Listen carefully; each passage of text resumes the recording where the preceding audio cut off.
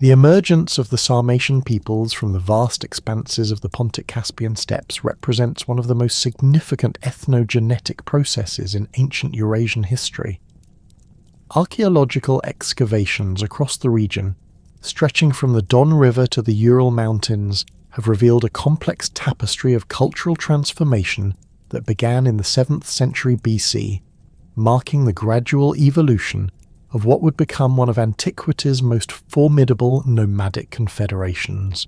The material culture that archaeologists identify as distinctly Sarmatian first appeared in burial complexes along the lower Volga River around 650 BC. These early kurgans, or burial mounds, display a fascinating amalgamation of inherited Scythian traditions and innovative cultural elements that would come to define Sarmatian civilization. The grave goods from sites such as Blumenfeld and Süssli reveal bronze cauldrons with distinctive zoomorphic handles, iron weapons featuring unique decorative motifs, and horse harness fittings that demonstrate both continuity with earlier steppe traditions and mark departures in artistic expression. The transition from Scythian to Sarmatian material culture was not abrupt, but rather represented a gradual process of cultural synthesis spanning nearly 2 centuries. Excavations at the Filipovka cemetery complex have yielded particularly illuminating evidence of this transformation. The site contains burials dating from the 6th to 4th centuries BC, showing a clear evolution in burial practices, weapon types, and decorative arts.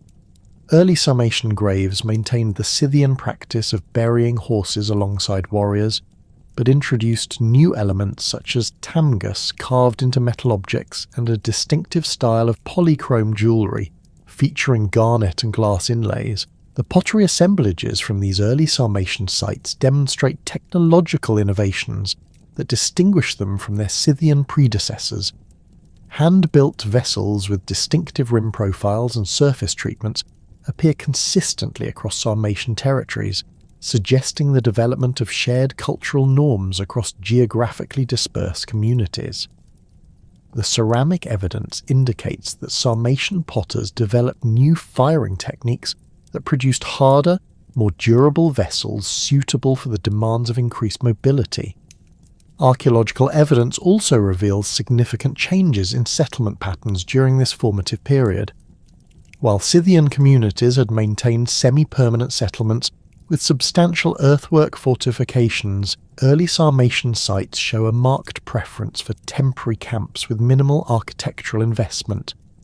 Excavations at sites like Kalinovka have uncovered circular arrangements of post holes indicating portable structures, along with large quantities of animal bones suggesting intensive livestock management. This shift in settlement archaeology reflects the Sarmatians' adaptation to a more thoroughly nomadic lifestyle.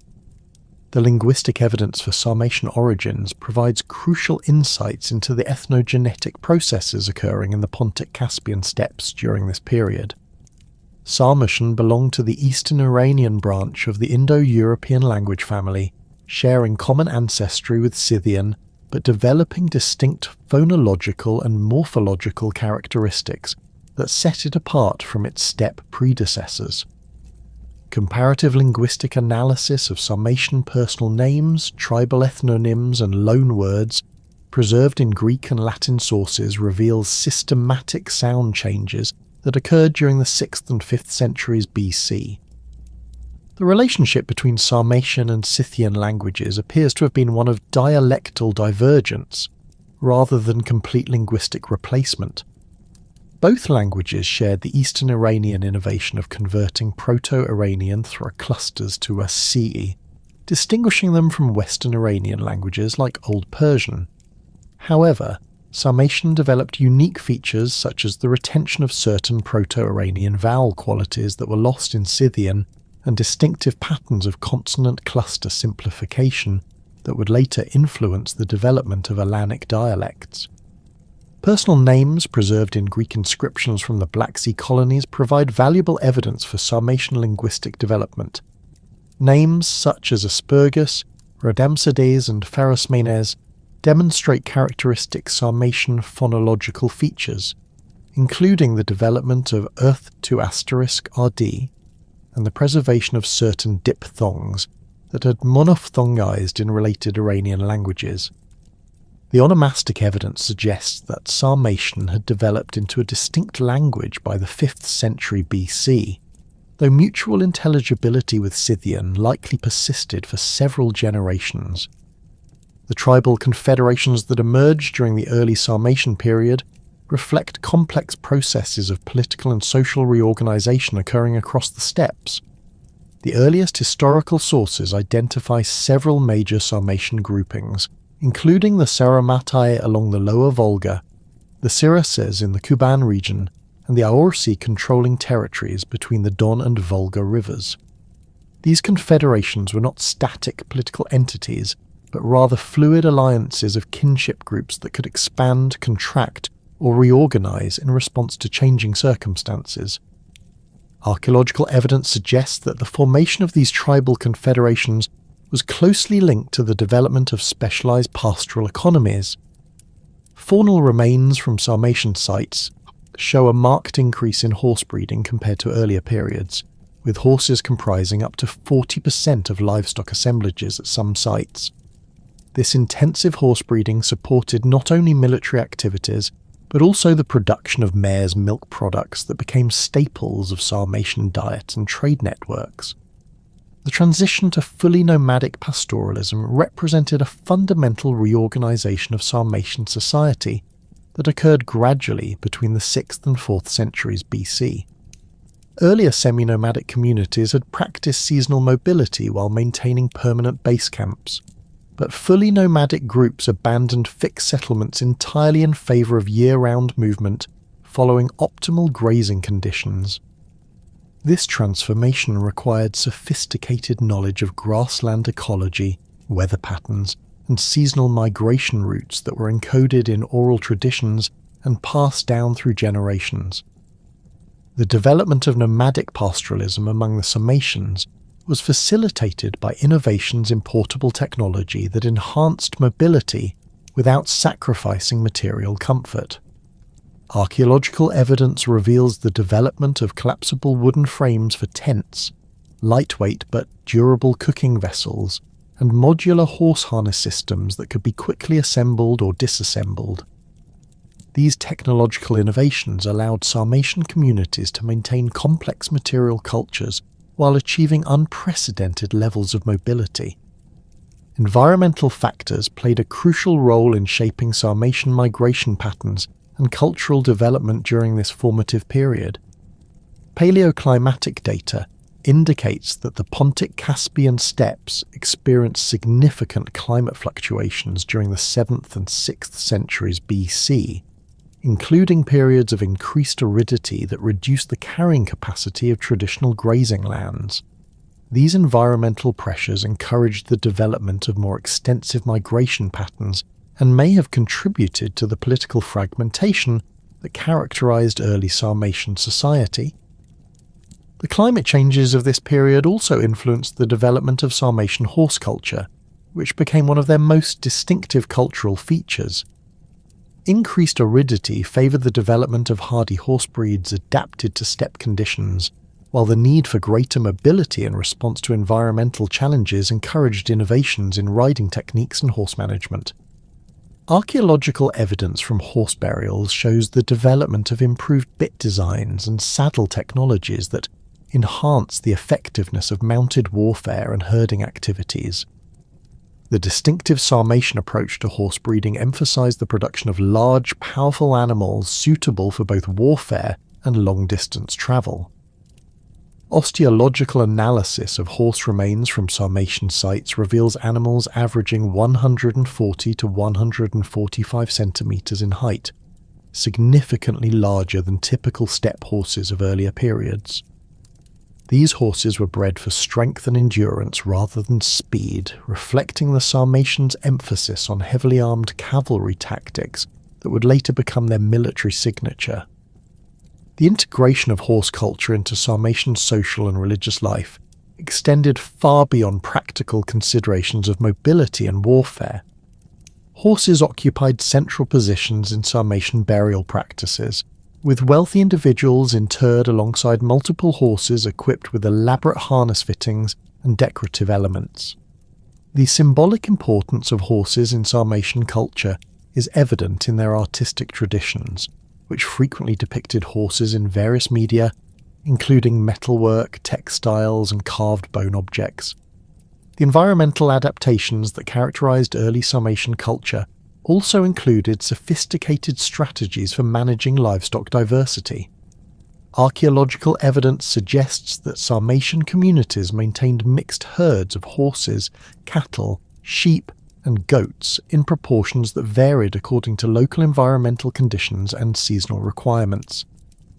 This diversified approach to pastoralism provided resilience against environmental fluctuations while supporting the complex social hierarchies that emerged within Sarmatian tribal confederations. The relationship between environmental factors and cultural development among the Sarmatians extended to their material culture and technological innovations.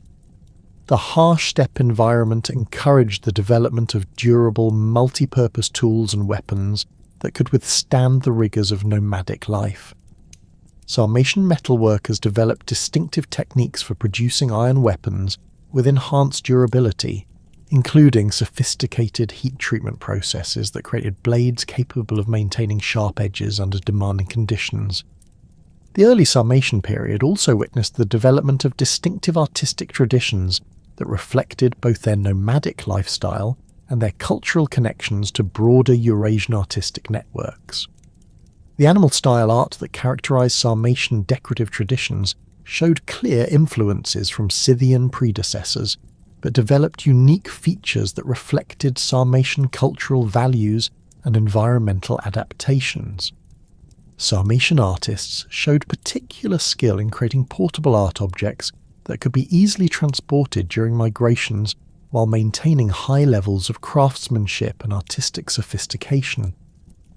The transformation of the Pontic-Caspian steppes during the 4th and 3rd centuries BC witnessed one of the most dramatic demographic and political upheavals in ancient Eurasian history. The Sarmatian expansion westward represented not merely a migration but a systematic conquest that fundamentally altered the balance of power across the Black Sea region. This westward movement began as early as 350 BC, when Sarmatian warbands first crossed the Don River in significant numbers, initiating a process that would ultimately displace the Scythian kingdoms that had dominated the region for over 3 centuries. The catalyst for this massive demographic shift stemmed from multiple converging pressures within the traditional Sarmatian heartlands. Archaeological evidence from sites along the Volga River indicates increasing population density during the 4th century BC, as evidenced by the proliferation of burial mounds and settlement sites. The Blumenfeld necropolis, for instance, shows a marked increase in burial activity between 300 and 300 BC, suggesting demographic pressures that exceeded the carrying capacity of traditional grazing territories. Simultaneously, climatic data derived from pollen analysis and lake sediment cores indicates a period of increased aridity beginning around 340 BC, which reduced the productivity of grasslands and forced pastoral communities to seek new territories. The political fragmentation occurring within the Scythian realm provided the Sarmatians with unprecedented opportunities for territorial expansion.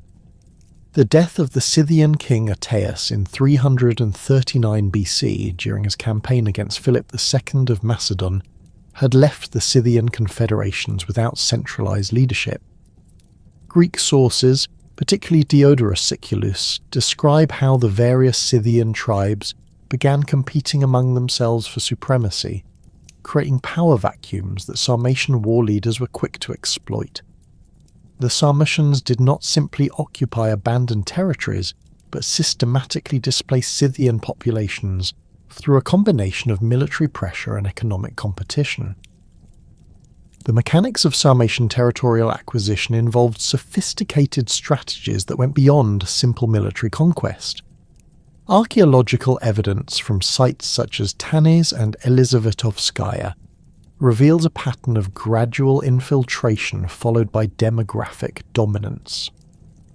Sarmatian groups would initially establish seasonal camps in contested border regions, gradually increasing their presence until they achieved numerical superiority over local Scythian populations. This process often took decades to complete, with individual river valleys and grazing areas changing hands through a combination of intermarriage, alliance formation, and selective violence. The absorption of Scythian territories proceeded along predictable geographic corridors that reflected both environmental constraints and strategic considerations. The primary axis of expansion followed the Don River Valley westward toward the Dnieper, taking advantage of established trade routes and river crossings that had been developed during centuries of Scythian occupation. Secondary expansion occurred along the coastal plains of the Sea of Azov, where rich grasslands and access to Greek trading colonies provided both economic opportunities and strategic advantages. The military innovations that enabled Sarmatian success against their Scythian adversaries represented a fundamental transformation in steppe warfare tactics. While Scythian military doctrine had emphasized mobility and archery, relying on light cavalry equipped with composite bows to harass enemies and avoid direct confrontation, the Sarmatians developed heavy cavalry formations that could deliver decisive shock attacks against enemy formations. This tactical evolution reflected both technological advances in metallurgy and armor production, as well as changes in horse breeding that produced larger, stronger mounts capable of carrying heavily armored warriors. The development of cataphract warfare among the Sarmatians occurred gradually during the 4th century BC, with archaeological evidence suggesting that the earliest experiments with heavy cavalry equipment began around 350 BC. Excavations at the Kosika cemetery have yielded iron-scale armor fragments and horse chamfrons that demonstrate the sophisticated metallurgical techniques required to produce effective protection for both rider and mount. The scale armor consisted of small iron plates, typically measuring 3 centimeters in length, that were sewn onto leather backing in overlapping patterns that provided flexibility while maintaining protective coverage. The famous Sarmatian lance, known to classical authors as the contus, represented perhaps the most significant innovation in steppe warfare technology. These weapons, measuring between 3.5 and 4.5 meters in length, were constructed from ash wood with iron points and counterweights that allowed mounted warriors to deliver devastating charges against enemy formations. The contus required specialized training techniques and horse breeds capable of maintaining stability during high-speed attacks, leading to the development of distinctive Sarmatian cavalry tactics that emphasized coordinated charge formations rather than individual combat prowess. Archaeological evidence for the contus comes primarily from burial contexts, where these weapons were often broken and placed alongside deceased warriors. The Novocherkassk treasure, discovered in 1864, contains several contus points, along with other military equipment that demonstrates the high status accorded to heavy cavalry warriors within Sarmatian society. The metallurgical analysis of these weapons reveals sophisticated forging techniques that produce points capable of penetrating both scale armor and shield systems used by contemporary armies. The tactical employment of cataphract formations required extensive coordination between individual warriors and their mounts, leading to the development of specialized training regimens that began in childhood. Young Sarmatian nobles learned to ride and fight as part of integrated cavalry units, practicing complex maneuvers that allowed formations of 50, 100 cataphracts to operate as coordinated tactical entities. These formations could deliver concentrated shock attacks that proved devastatingly effective against the lighter Scythian cavalry formations that had previously dominated steppe warfare. The transformation of Sarmatian military capabilities also included innovations in siege warfare and the capture of fortified positions. Unlike their nomadic predecessors, who typically avoided prolonged sieges, Sarmatian warbands developed techniques for capturing Greek colonial cities and Scythian fortified settlements. Archaeological evidence from sites such as Neapolis Sithica shows evidence of systematic siege techniques, including the construction of earthwork ramps and the use of captured siege equipment to breach defensive walls. The establishment of major Sarmatian tribal confederations during this period reflected both the success of westward expansion and the need for political organisation capable of governing newly acquired territories. The Roxolani emerged as the most powerful confederation, controlling territories between the Dnieper and Dniester rivers that included some of the richest agricultural lands in the Pontic region. Archaeological evidence suggests that the Roxolani Confederation developed sophisticated administrative systems for managing both nomadic populations and sedentary agricultural communities that had been incorporated into their territories. The Aziges established themselves in the region between the Dniester and Danube rivers, positioning themselves to control trade routes between the Greek cities of the western Black Sea coast and the barbarian territories of Central Europe. The strategic location of Iazyges territories allowed them to extract tribute from merchant caravans while maintaining access to manufactured goods from Greek workshops.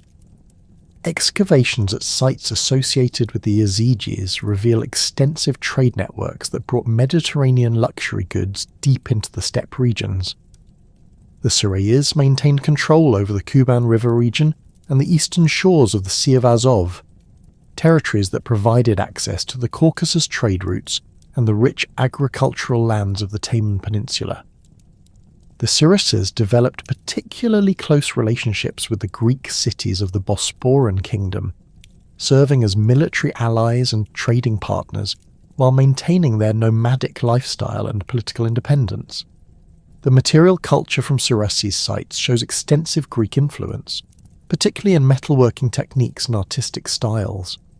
The Aorsi Confederation controlled the vast territories between the Don and Volga rivers, maintaining the traditional Sarmatian heartlands while extending their influence westward into newly conquered regions.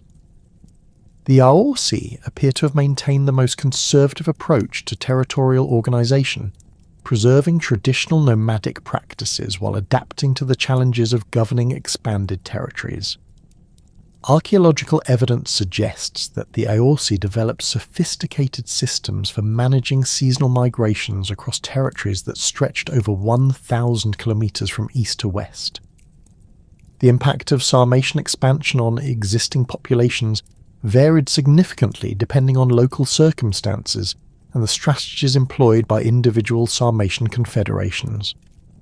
In some regions, particularly along major river valleys, Scythian populations were completely displaced or absorbed through intermarriage and cultural assimilation. Archaeological evidence from sites such as Kamenskoye Gorodishche shows clear discontinuities in material culture that indicate population replacement rather than gradual cultural change. In other areas, particularly in marginal territories or regions with established Greek colonial presence, Sarmatian expansion resulted in more complex patterns of coexistence and cultural synthesis. The Greek cities of the northern Black Sea coast initially maintained their independence by playing different Sarmatian confederations against each other, providing military subsidies and trade concessions to prevent any single group from achieving regional dominance. This strategy proved successful for several generations, allowing cities such as Chersonesos and Tanias to maintain their prosperity while adapting to changing political circumstances. The transformation of the Pontic steppe political landscape involved not only the displacement of Scythian populations, but also the integration of diverse ethnic groups into expanding Sarmatian confederations. Archaeological evidence suggests that Thracian, Maeotian, and various Caucasian populations were incorporated into Sarmatian political structures, contributing specialized skills and local knowledge that enhanced the effectiveness of Sarmatian territorial control. This process of ethnic integration created complex hierarchical societies that combined nomadic pastoral traditions with elements of sedentary agricultural and urban life. The economic foundations of Sarmatian territorial expansion rested on their ability to control and tax trade routes that connected the Mediterranean world with the resources of the Eurasian steppes and forest zones. The Sarmatians inherited and expanded upon Scythian trade networks, but developed new commercial relationships that reflected their military capabilities and territorial control. The export of grain from newly conquered agricultural territories provided Sarmatian confederations with resources that could be exchanged for manufactured goods and luxury items from Greek workshops. The integration of agricultural populations into Sarmatian political structures represented a significant departure from traditional nomadic practices. Archaeological evidence from sites in the Dnieper Valley shows the development of hybrid settlement patterns that combined seasonal nomadic camps with permanent agricultural villages. These settlements were typically located near river valleys that provided both good grazing and arable land, allowing Sarmatian communities to diversify their economic base while maintaining their pastoral traditions. The consolidation of Sarmatian territories across the Pontic steppes during the 3rd century BC created the conditions for the emergence of one of antiquity's most complex nomadic societies. Archaeological evidence from major cemetery complexes such as Prokhorovka, Susli, and Kalinovka reveals a sophisticated social hierarchy that differed markedly from both their Scythian predecessors and contemporary nomadic confederations elsewhere in Eurasia. The Sarmatian social structure was fundamentally built around a warrior aristocracy, but one that incorporated unique elements of gender equality and military participation that distinguished it from other Indo-European societies of the period. The apex of Sarmatian society consisted of a hereditary warrior nobility whose status was maintained through a combination of martial prowess, livestock wealth, and control over trade networks. Excavations at the Novocherkassk cemetery complex have revealed elite burials containing individuals interred with complete sets of cataphract armour, multiple horses with elaborate harness fittings, and grave goods that include imported Greek vessels, Chinese silk fragments, and Indian precious stones. These elite warriors were buried in large kurgans measuring up to 15 metres in height and 80 metres in diameter, requiring the coordinated labour of hundreds of individuals and representing massive investments of community resources. The warrior aristocracy was organised around extended kinship groups that controlled specific territories and maintained hereditary rights to seasonal grazing grounds, river crossings, and trade route access points. Each aristocratic lineage maintained its own tamga or property mark, which was carved or branded onto livestock, weapons, and personal possessions to indicate ownership and clan affiliation. Archaeological analysis of tamga symbols from Sarmatian sites reveals complex systems of inheritance and alliance formation, with related clans using variations of common symbols that indicated both kinship relationships and political subordination. The most distinctive aspect of Sarmatian social organisation was the prominent role accorded to aristocratic women, who enjoyed legal and social status that was unprecedented among contemporary Indo-European societies. Female members of the warrior aristocracy could own property independently, lead military expeditions, and exercise political authority over subordinate clan groups. Archaeological evidence for high-status women comes from richly furnished female burials that contain weapons, armour, and symbols of authority typically associated with male warriors in other cultures. The famous burial of the Amazon warrior from Pokrovka demonstrates the military role of aristocratic Sarmatian women.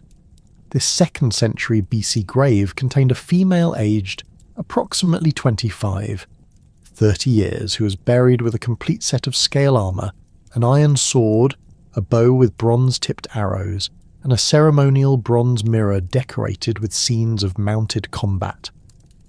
Osteological analysis revealed healed fractures on the left forearm and shoulder consistent with combat injuries, while isotope analysis of tooth enamel indicated a childhood spent in the eastern Sarmatian territories, followed by adult residents in the western regions, suggesting participation in long-distance military campaigns. Female warriors were not exceptional cases, but represented a systematic integration of women into Sarmatian military culture. Excavations at the Filipovka cemetery have revealed that approximately 20% of weapon-bearing burials contain female remains, with ages ranging from adolescence to middle age. These female warriors were equipped with the same weapon types as their male counterparts, including the distinctive Sarmatian longsword, composite bows and iron-tipped lances. The presence of horse burials alongside armed women indicates that they participated in mounted warfare as full members of cavalry formations rather than serving auxiliary roles. The archaeological evidence for female warriors corresponds with classical literary sources that describe Sarmatian women's participation in warfare. Pseudo-Silax noted that Sarmatian women ride horses and use bows and javelins from horseback and fight their enemies as long as they are virgins. Hippocrates provided more detailed observations, stating that Sarmatian women ride, shoot with the bow, and hurl javelins from horseback, and they fight their enemies as long as they remain unmarried. These accounts, while filtered through Greek cultural perspectives, corroborate the archaeological evidence for systematic female military participation. The integration of women into military activities reflected broader patterns of gender complementarity within Sarmatian society that extended beyond warfare into economic and religious spheres. Women controlled specific aspects of pastoral production, particularly the processing of dairy products and the weaving of textiles that were essential for both domestic use and trade. Archaeological evidence from settlement sites reveals specialized tools associated with female activities, including elaborate spindle whorls, bone needles for leatherworking, and bronze cauldrons designed for processing mare's milk into fermented beverages. The religious authority of Sarmatian women is evidenced by their prominent role in burial rituals and their association with specific cult objects. Female graves often contain bronze mirrors with complex iconographic programs that appear to represent cosmological beliefs and mythological narratives. The mirror from the Prokhorovka cemetery depicts a central female figure surrounded by animals and geometric patterns that may represent seasonal cycles or astronomical phenomena. Similar mirrors have been found across Sarmatian territories, suggesting the existence of shared religious practices centered on female religious specialists. Beneath the warrior aristocracy, Sarmatian society included several distinct social strata that reflected both economic specialization and ethnic diversity within the confederations.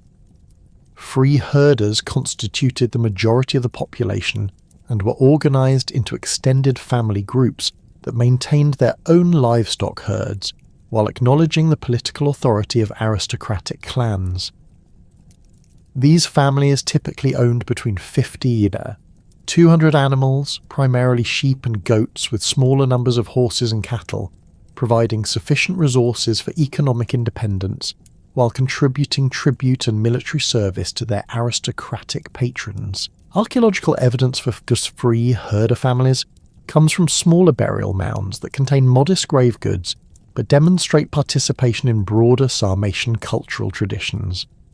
These burials typically include locally produced pottery, iron tools, bronze ornaments, and occasionally single horses or partial horse burials. The consistency of burial practices across different social levels indicates the existence of shared cultural values and religious beliefs that transcended economic distinctions. Specialized craftsmen occupied a distinct position within Sarmatian society, producing the sophisticated metalwork, textiles, and decorative objects that characterized elite material culture. Archaeological evidence suggests that skilled craftsmen were often attached to aristocratic households, where they produced weapons, jewelry, and ceremonial objects for their patrons, while maintaining some degree of personal freedom and economic independence.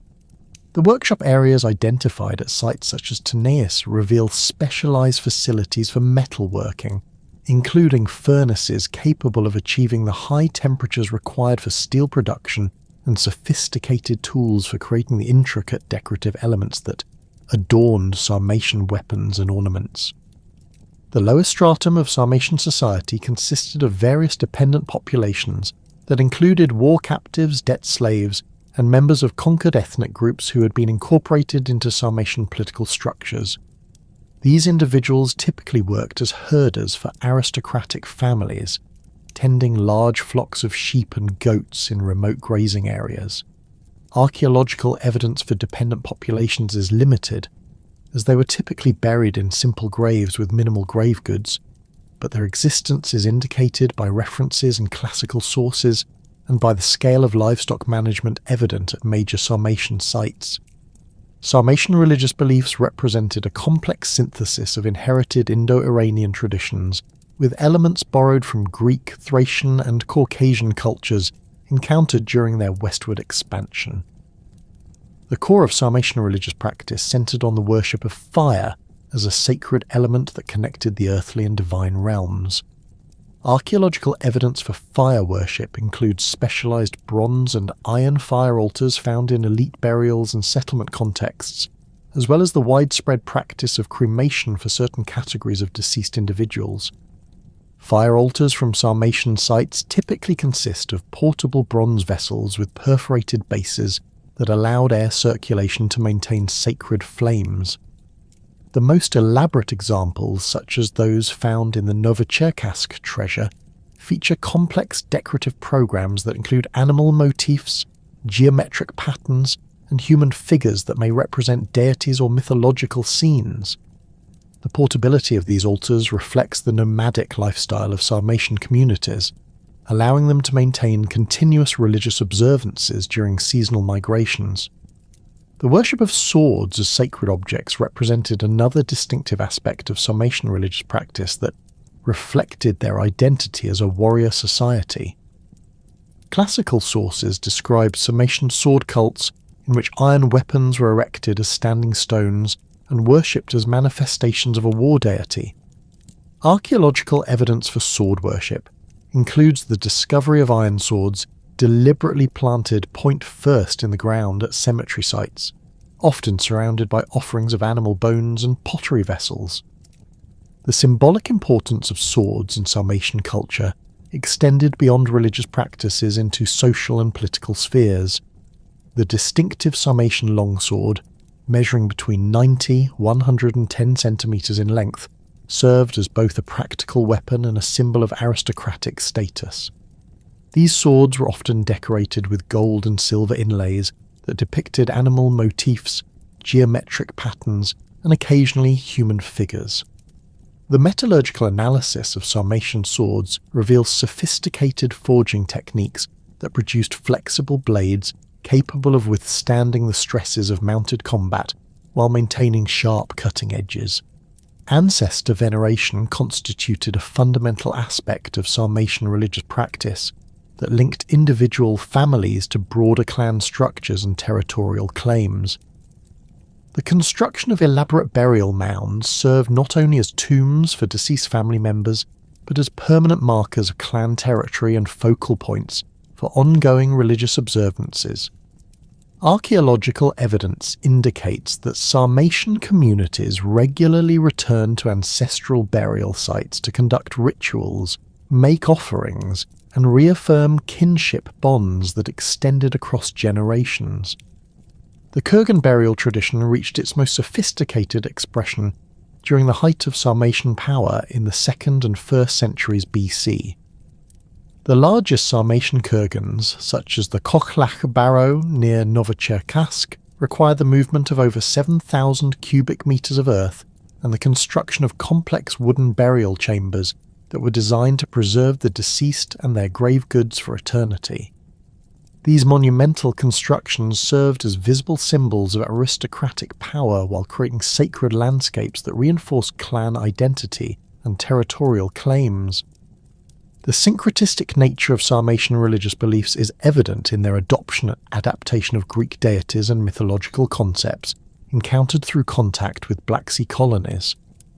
Archaeological evidence from sites near Greek cities reveals Sarmatian interpretations of Greek religious iconography, with local craftsmen creating objects that combine traditional Sarmatian animal motifs with Greek mythological figures. The bronze plaque from the Gemanova Mogila depicts a female figure that combines attributes of the Greek goddess Demeter with traditional Sarmatian fertility symbols, suggesting the development of hybrid religious concepts that bridged cultural boundaries. Roman influence on Sarmatian religious practices became increasingly evident during the 1st and 2nd centuries AD, as diplomatic contacts and military alliances brought Sarmatian elites into direct contact with Roman officials and religious practices. Archaeological evidence includes the adoption of Roman military insignia and religious symbols, particularly among Sarmatian auxiliary units serving in the Roman army. The religious syncretism evident in these contexts suggests that Sarmatian communities were selective in their adoption of foreign religious elements, incorporating new deities and practices that complemented existing beliefs while maintaining core elements of traditional religious identity. The material culture of Sarmatian society reflected both their nomadic lifestyle and their position at the centre of extensive trade networks that connected the Mediterranean world with Central Asian and Chinese markets. Sarmatian pottery traditions developed distinctive characteristics that distinguished them from both Scythian predecessors and contemporary cultures, featuring hand-built vessels with carefully controlled firing techniques that produced hard, durable ceramics suitable for nomadic life. The most common Sarmatian pottery forms included large storage jars for fermented mare's milk, cooking pots with rounded bottoms that could be easily nested for transport, and drinking cups with distinctive rim profiles that may have served ceremonial as well as practical functions. The surface treatments of Sarmatian pottery often included geometric patterns created through cord marking, stamping, or incision, with some vessels featuring more elaborate decorative programs that incorporated animal motifs or abstract designs. Sarmatian metalworking traditions achieved remarkable sophistication in both practical and decorative applications. The production of iron weapons required advanced smelting techniques and specialized knowledge of heat treatment processes that could create steel blades with optimal combinations of hardness and flexibility. Archaeological analysis of Sarmatian weapons reveals the use of pattern welding techniques that created distinctive surface patterns while enhancing blade performance, as well as sophisticated methods for creating composite armor systems that combined iron scales with organic backing materials. The jewelry traditions of Sarmatian craftsmen developed the distinctive polychrome style that would later influence barbarian artistic traditions across Europe. This style featured the extensive use of garnet inlays, coloured glass, and gold filigree work to create complex decorative effects that emphasized colour contrast and surface texture. The technical skills required to create polychrome jewellery included the ability to cut and shape semi-precious stones, to create precise settings that held inlays securely, and to work gold into intricate patterns that complemented the coloured elements. The famous Novocherkassk diadem exemplifies the sophistication of Sarmatian polychrome work, featuring a gold framework set with garnets, coloured glass, and pearls arranged in complex geometric and animal motifs. The technical analysis of this piece reveals the use of advanced gold working techniques, including granulation, filigree, and repousse work, as well as sophisticated lapidary skills in the cutting and setting of the stone elements. The iconographic program of the diadem combines traditional Sarmatian animal motifs with elements that may derive from Persian or Central Asian artistic traditions, reflecting the cosmopolitan nature of elite Sarmatian material culture. The expansion of Sarmatian power across the Pontic steppes inevitably brought these nomadic confederations into direct contact with the Greek colonial cities that had flourished along the Black Sea coast for over 4 centuries. The initial encounters between Sarmatians and Greeks occurred in the late 3rd century BC, when Sarmatian war bands first appeared in the territories surrounding the major trading centre of Tanais, at the mouth of the Don River.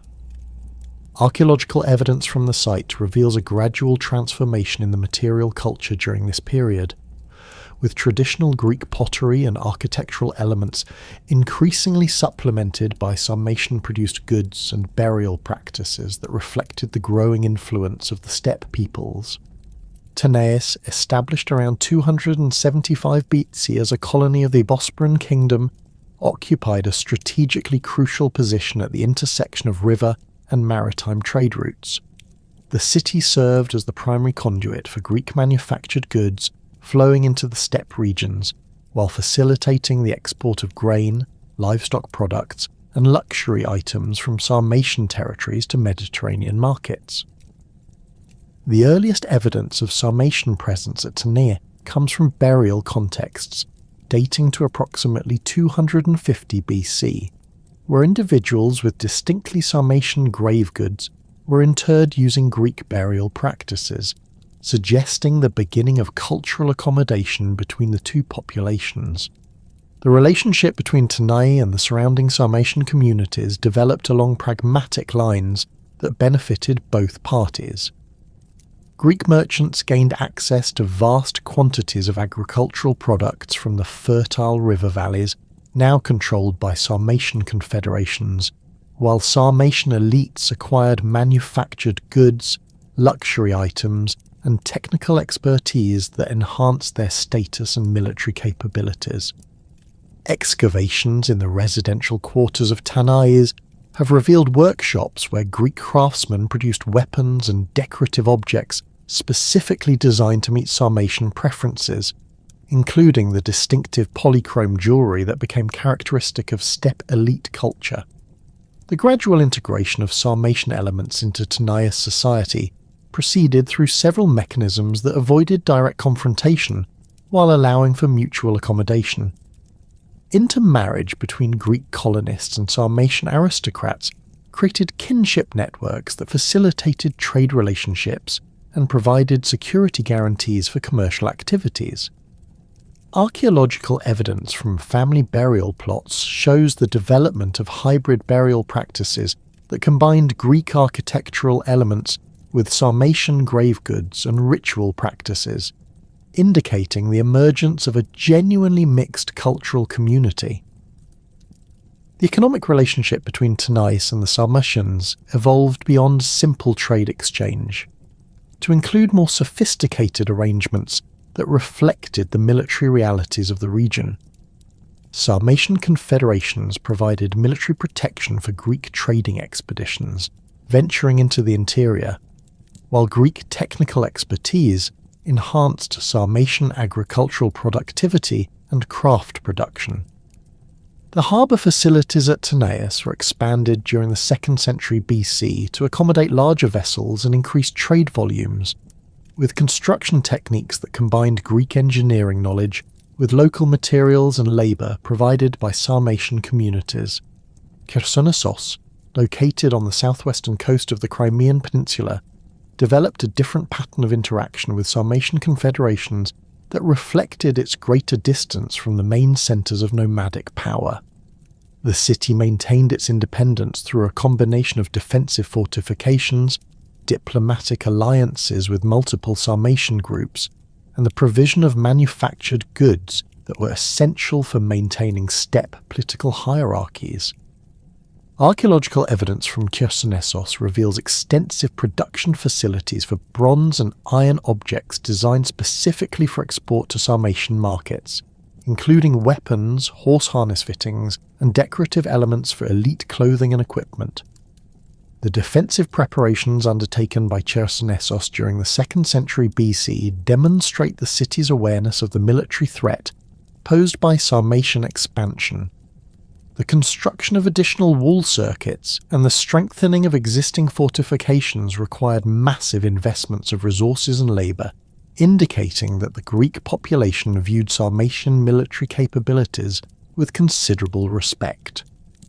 The defensive walls incorporated innovative design elements that combined traditional Greek masonry techniques with adaptations specifically designed to counter steppe siege tactics, including provisions for cavalry sorties and the storage of supplies sufficient for extended sieges. The diplomatic strategies employed by Chersonesos involved playing different Sarmatian confederations against each other while maintaining trade relationships with all major groups. Inscriptional evidence from the city reveals the existence of formal treaties with individual Sarmatian leaders that guaranteed safe passage for merchants in exchange for tribute payments and the provision of specific manufactured goods. These agreements were typically renewed on an annual basis, reflecting the fluid nature of steppe political arrangements and the need for constant diplomatic attention to maintain peaceful relationships. The Bosporan Kingdom represented the most complex and significant arena of Sarmatian-Greek interaction, as the kingdom's territories included both Greek colonial cities and extensive agricultural regions that were increasingly dominated by Sarmatian populations. The Bosporan rulers faced the challenge of maintaining political control over diverse populations, while adapting to the changing military and economic realities created by Sarmatian expansion. Archaeological evidence from the Bosporan capital of Panticapaeum reveals significant changes in urban planning and defensive arrangements during the 2nd century BC, as the city was fortified against potential Sarmatian attacks while simultaneously accommodating increasing numbers of steppe peoples within its population. The integration of Sarmatians into Bosporan military structures began as early as 200 BC, when Sarmatian cavalry units were first employed as auxiliary forces to supplement the kingdom's traditional Greek hoplite formations. These early arrangements involved the hiring of Sarmatian warbands for specific campaigns, with payment provided in the form of manufactured goods, precious metals, and access to urban markets. The effectiveness of Sarmatian heavy cavalry in regional conflicts led to increasingly permanent arrangements, with entire Sarmatian clans receiving grants of land within Bosporan territory in exchange for military service obligations. The transformation of Sarmatian auxiliary forces into foederati represented a fundamental shift in the political structure of the Bosporan kingdom. Unlike simple mercenary arrangements, foederati agreement created permanent alliances between Sarmatian confederations and the Bosporan state that involved mutual defence obligations and shared political authority over specific territories. Archaeological evidence from sites such as Myrmekion and Nymphaeum shows the establishment of mixed communities where Sarmatian and Greek populations lived in close proximity while maintaining distinct cultural practices and social organisation. The military effectiveness of Sarmatian foederati transformed Bosporan strategic capabilities and allowed the kingdom to expand its territorial control during the 2nd century BC. Sarmatian heavy cavalry provided the kingdom with offensive capabilities that had been lacking in traditional Greek military formations, while Sarmatian knowledge of steppe warfare tactics enhanced the effectiveness of defensive operations against other nomadic groups. The combined Greek-Sarmatian forces proved particularly effective in conflicts with Scythian remnant populations and in campaigns against the emerging Pontic kingdom under Mithridates VI. The political influence of Sarmatian leaders within the Bosporan kingdom increased gradually as their military importance grew, and their economic contributions became essential for the kingdom's prosperity. By 150 BC, Sarmatian nobles were serving as advisors to Bosporan kings and participating in the administrative governance of territories with significant steppe populations. Inscriptional evidence reveals the existence of Sarmatian officials with Greek titles, indicating the development of hybrid administrative systems that combined elements of both political traditions. The cultural exchange between Sarmatians and Greeks extended far beyond military and political arrangements to encompass artistic traditions, religious practices, and technological innovations. Sarmatian elites became enthusiastic consumers of Greek luxury goods, particularly decorated pottery, jewellery, and textiles that served as symbols of status and sophistication within steppe society. Archaeological evidence from elite Sarmatian burials shows extensive collections of Greek imports, including Attic red figure pottery, bronze vessels with elaborate relief decoration, and gold jewellery produced in Greek workshops specifically for barbarian clientele. The adoption of Greek artistic motifs by Sarmatian craftsmen created distinctive hybrid styles that combined traditional steppe animal art with classical Greek figural representations. Bronze plaques from the Gaimanova Mogila Kurgan demonstrate sophisticated metalworking techniques that incorporated Greek mythological figures into traditional Sarmatian decorative programs. The technical quality of these hybrid works indicates that Greek craftsmen were working directly with Sarmatian patrons, or that Sarmatian artisans had received training in Greek workshops, suggesting extensive cultural exchange at the level of specialized craft production. Greek coinage systems were gradually adopted by Sarmatian confederations as their involvement in Mediterranean trade networks increased. The earliest Sarmatian coins, dating to approximately 180 BC, were crude imitations of Bosporan issues that retained Greek iconographic elements while incorporating Sarmatian symbols and inscriptions in Greek letters. Archaeological evidence from major Sarmatian sites shows the widespread circulation of both Greek and Sarmatian coins, indicating the development of monetized exchange systems that supplemented traditional barter arrangements. The religious syncretism that developed through Greek-Sarmatian contact created new cult practices that combined elements of both traditions while maintaining distinct cultural identities. Greek deities were identified with traditional Sarmatian divine figures, creating hybrid religious concepts that appealed to mixed populations in border regions. The cult of Artemis Bendis, documented in inscriptions from Tanais, combined the Greek goddess of the hunt with Thracian and Sarmatian fertility deities, creating a religious focus that served the needs of diverse ethnic communities. The military campaigns launched by Sarmatian confederations against Greek territories represented the most dramatic aspect of their relationship, demonstrating both the military capabilities of steppe forces and the limitations of Greek defensive strategies. The first major Sarmatian raid against Greek settlements occurred in 179 BC, when Roxolani forces attacked agricultural territories belonging to Chersonesos, destroying several rural settlements and capturing significant numbers of livestock and captives. The raid demonstrated the vulnerability of Greek agricultural communities to steppe warfare tactics and forced a reassessment of defensive strategies throughout the region.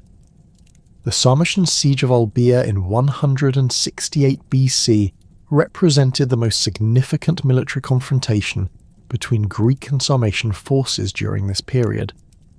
The city's location on the Bug River made it vulnerable to attack from the landward side, while its importance as a trading centre made it an attractive target for Sarmatian war leaders seeking to control commercial networks.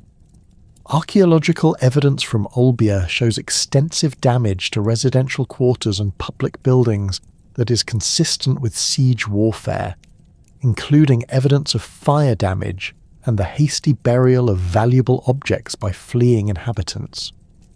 The siege techniques employed by Sarmatian forces against Olbia demonstrated their adaptation of traditional steppe warfare methods to the challenges of attacking fortified positions.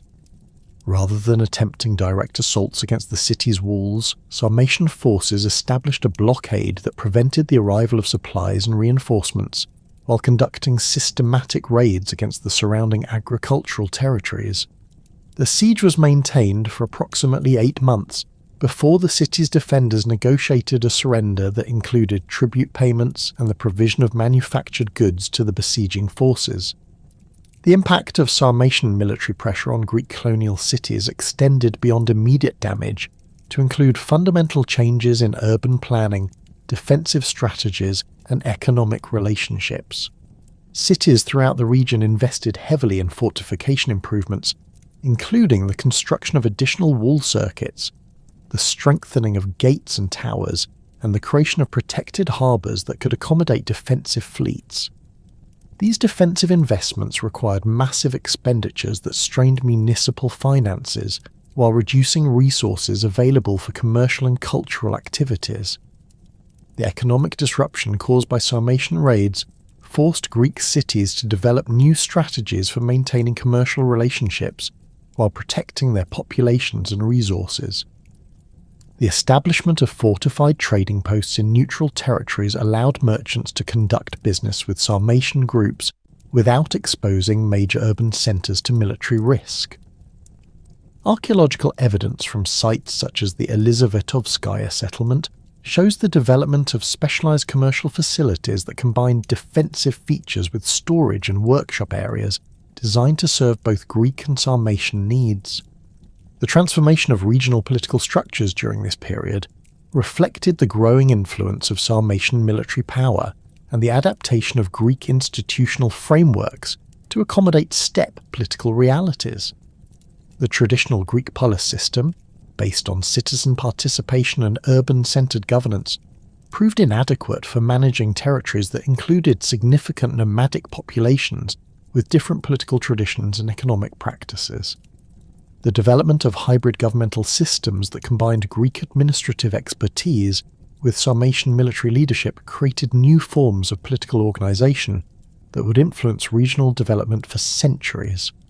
The long-term consequences of Greek-Sarmatian interaction extended far beyond the immediate military and political conflicts to include fundamental changes in cultural identity, economic organisation, and social structure throughout the Black Sea region. The integration of Sarmatian populations into Greek colonial societies created new ethnic identities that combined elements of both traditions, while maintaining distinct characteristics that reflected local conditions and historical experiences.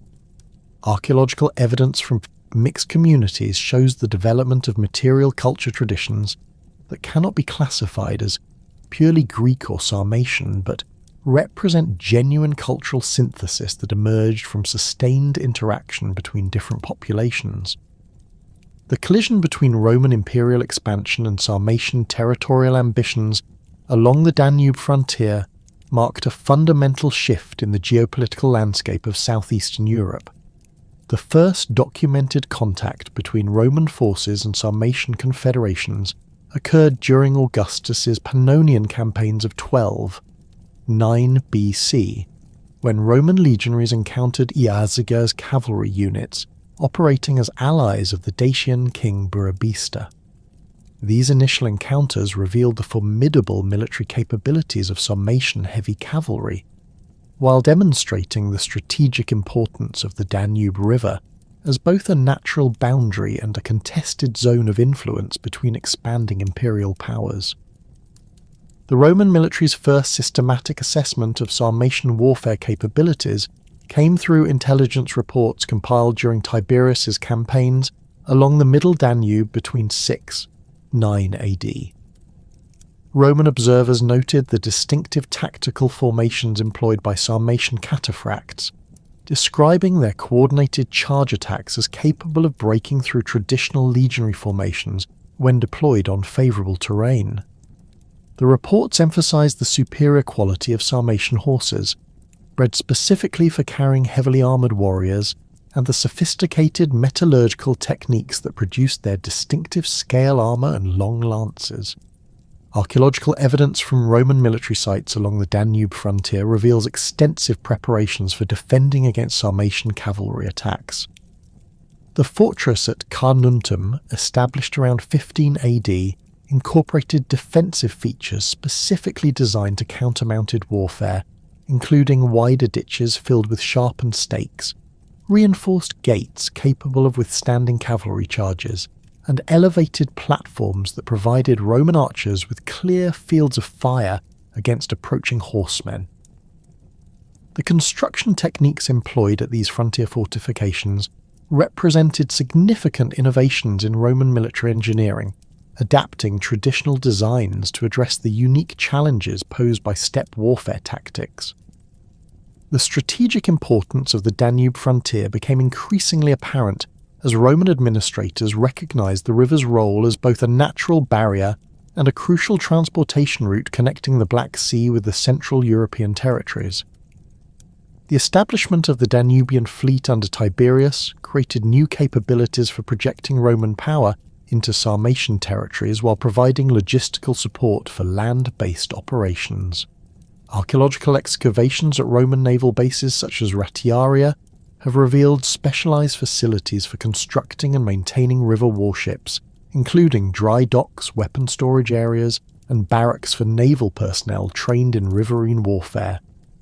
The first major military confrontation between Roman and Sarmatian forces occurred in 69 AD during the Civil War, following Nero's death, when 9,000 Roxolani cavalry crossed the frozen Danube to raid Moesian territories. The Roxolani force, led by a nobleman named Dorpaneus, consisted primarily of heavily armoured cataphracts equipped with the traditional contus lance and supported by lighter cavalry units armed with composite bows. The timing of the invasion took advantage of Roman political instability and the temporary withdrawal of regular legionary units from frontier positions to participate in the succession struggles. The Roxolani invasion force moved rapidly through the Wallachian plain, avoiding Roman fortified positions, while systematically plundering rural settlements and capturing livestock and captives. Roman sources describe the devastating effectiveness of Sarmatian cavalry charges against unprepared civilian populations, with entire villages abandoned as inhabitants fled toward fortified cities. The psychological impact of the raids extended far beyond the immediate damage, as reports of Sarmatian military prowess spread throughout the Danubian provinces and influenced Roman strategic planning for decades. The Roman response to the Roxolani invasion demonstrated both the strengths and limitations of traditional legionary tactics when confronting steppe warfare. The 3rd Gallica Legion, stationed at Oescus under the command of Marcus Aponius Saturninus, attempted to intercept the Sarmatian force using conventional pursuit tactics that proved inadequate against highly mobile cavalry formations. The initial Roman advance was conducted in standard marching formation, with heavy infantry in the centre flanked by auxiliary cavalry units that were significantly outnumbered and outclassed by their Sarmatian counterparts. The decisive engagement occurred near the modern city of Adamclisi, where the Roman force succeeded in forcing a battle by threatening the Sarmatian withdrawal route across the Danube.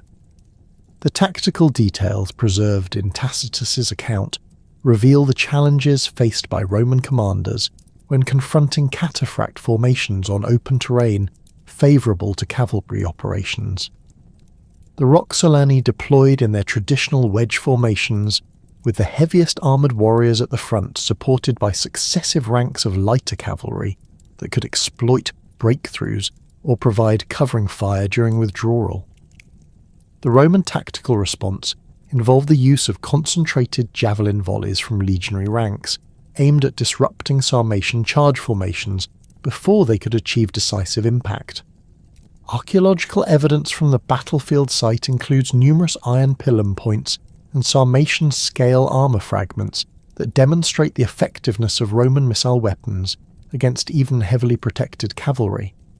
The legionaries' disciplined formations and superior numbers ultimately prevailed, but only after sustaining significant casualties that highlighted the vulnerability of traditional infantry tactics to mounted warfare. The aftermath of the 69 AD battle revealed important lessons about Sarmatian military capabilities and limitations that would influence subsequent Roman strategic planning. Captured Sarmatian equipment provided Roman military engineers with detailed knowledge of steppe armour and weapon technologies, leading to improvements in Roman cavalry equipment and the development of specialised anti-cavalry tactics. The interrogation of prisoners revealed information about Sarmatian political organisation, seasonal migration patterns, and the internal disputes that could be exploited to prevent future coordinated attacks. The period of relative peace following the Roxolani defeat allowed for diplomatic initiatives that established formal relationships between Roman provincial authorities and Sarmatian tribal leaders. The treaty negotiated in 70 AD between Governor Plautius Silvanus and the Roxolani king Pharasmanes created a framework for managing frontier relations that included provisions for trade, the return of captives, and the establishment of buffer zones where neither power would maintain permanent military installations. Archaeological evidence from trading posts established along the Danube during this period shows the rapid development of commercial relationships that benefited both Roman merchants and Sarmatian elites. The resumption of large-scale Sarmatian raids during Domitian's reign reflected both internal pressures within Sarmatian confederations and changing strategic circumstances along the Danube frontier. The Roxolani invasion of 85 AD involved significantly larger forces than previous raids, with Roman sources estimating the attacking army at over 15,000 cavalry, supported by allied infantry from Dacian and Germanic tribes. The scale of the invasion suggested coordination between multiple Sarmatian confederations and represented a serious challenge to Roman territorial control in the Danubian provinces. The 85 AD invasion followed a different strategic pattern from earlier raids, with Sarmatian forces attempting to establish permanent footholds in Roman territory rather than conducting hit-and-run attacks. Archaeological evidence from sites in Wallachia reveals the construction of temporary fortifications using traditional Sarmatian earth and timber techniques, indicating plans for extended occupation of conquered territories. The establishment of these camps required significant logistical preparation and suggested the involvement of non-combatant populations in supporting the military operations. The Roman response to the 85 AD invasion involved the deployment of multiple legions under the personal command of Domitian, representing the largest military commitment to Danubian operations since the initial conquest of the region. The 1st Minervia and 2nd Adiutrix legions were transferred from Rhine frontier positions, while the 5th Macedonica was redeployed from Egyptian garrisons to provide additional heavy infantry capabilities.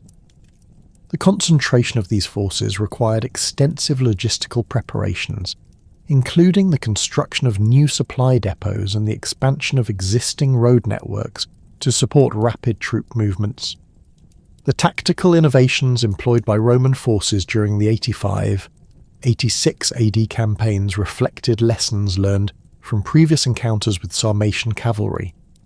The development of mixed formations that integrated legionary infantry with increased numbers of auxiliary cavalry created more flexible tactical options for confronting mobile enemies.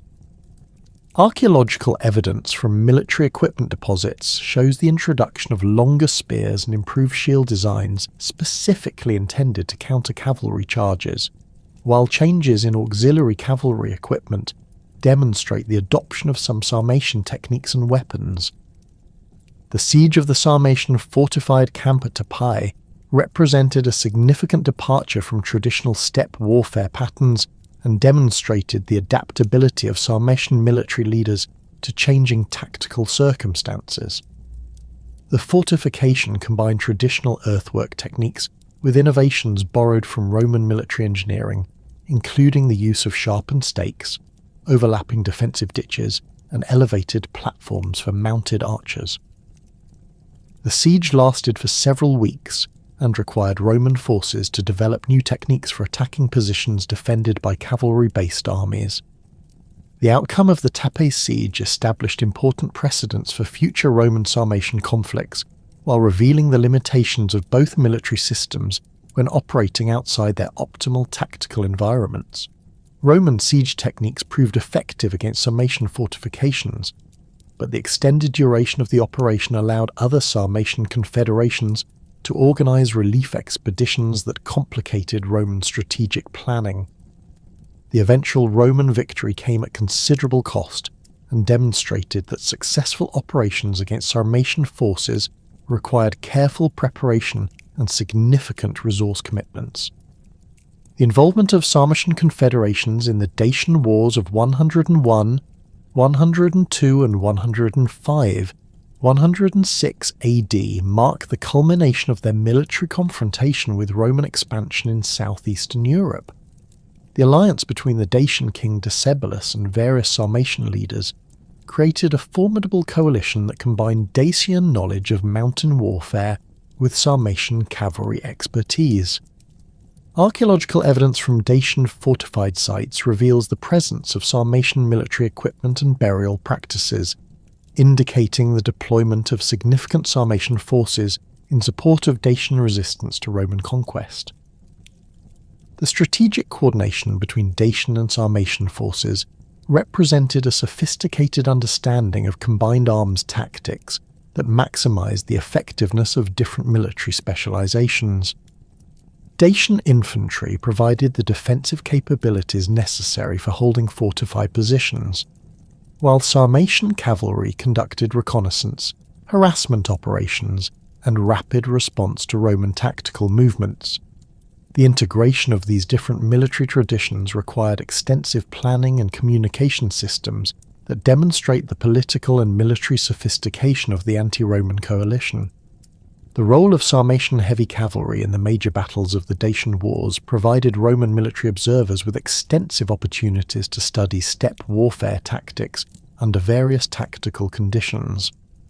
The Battle of Adamclisi in 102 AD featured the largest deployment of Sarmatian cataphracts in a single engagement, with an estimated 5,000 heavily armoured cavalry participating in coordinated charge attacks against Roman formations.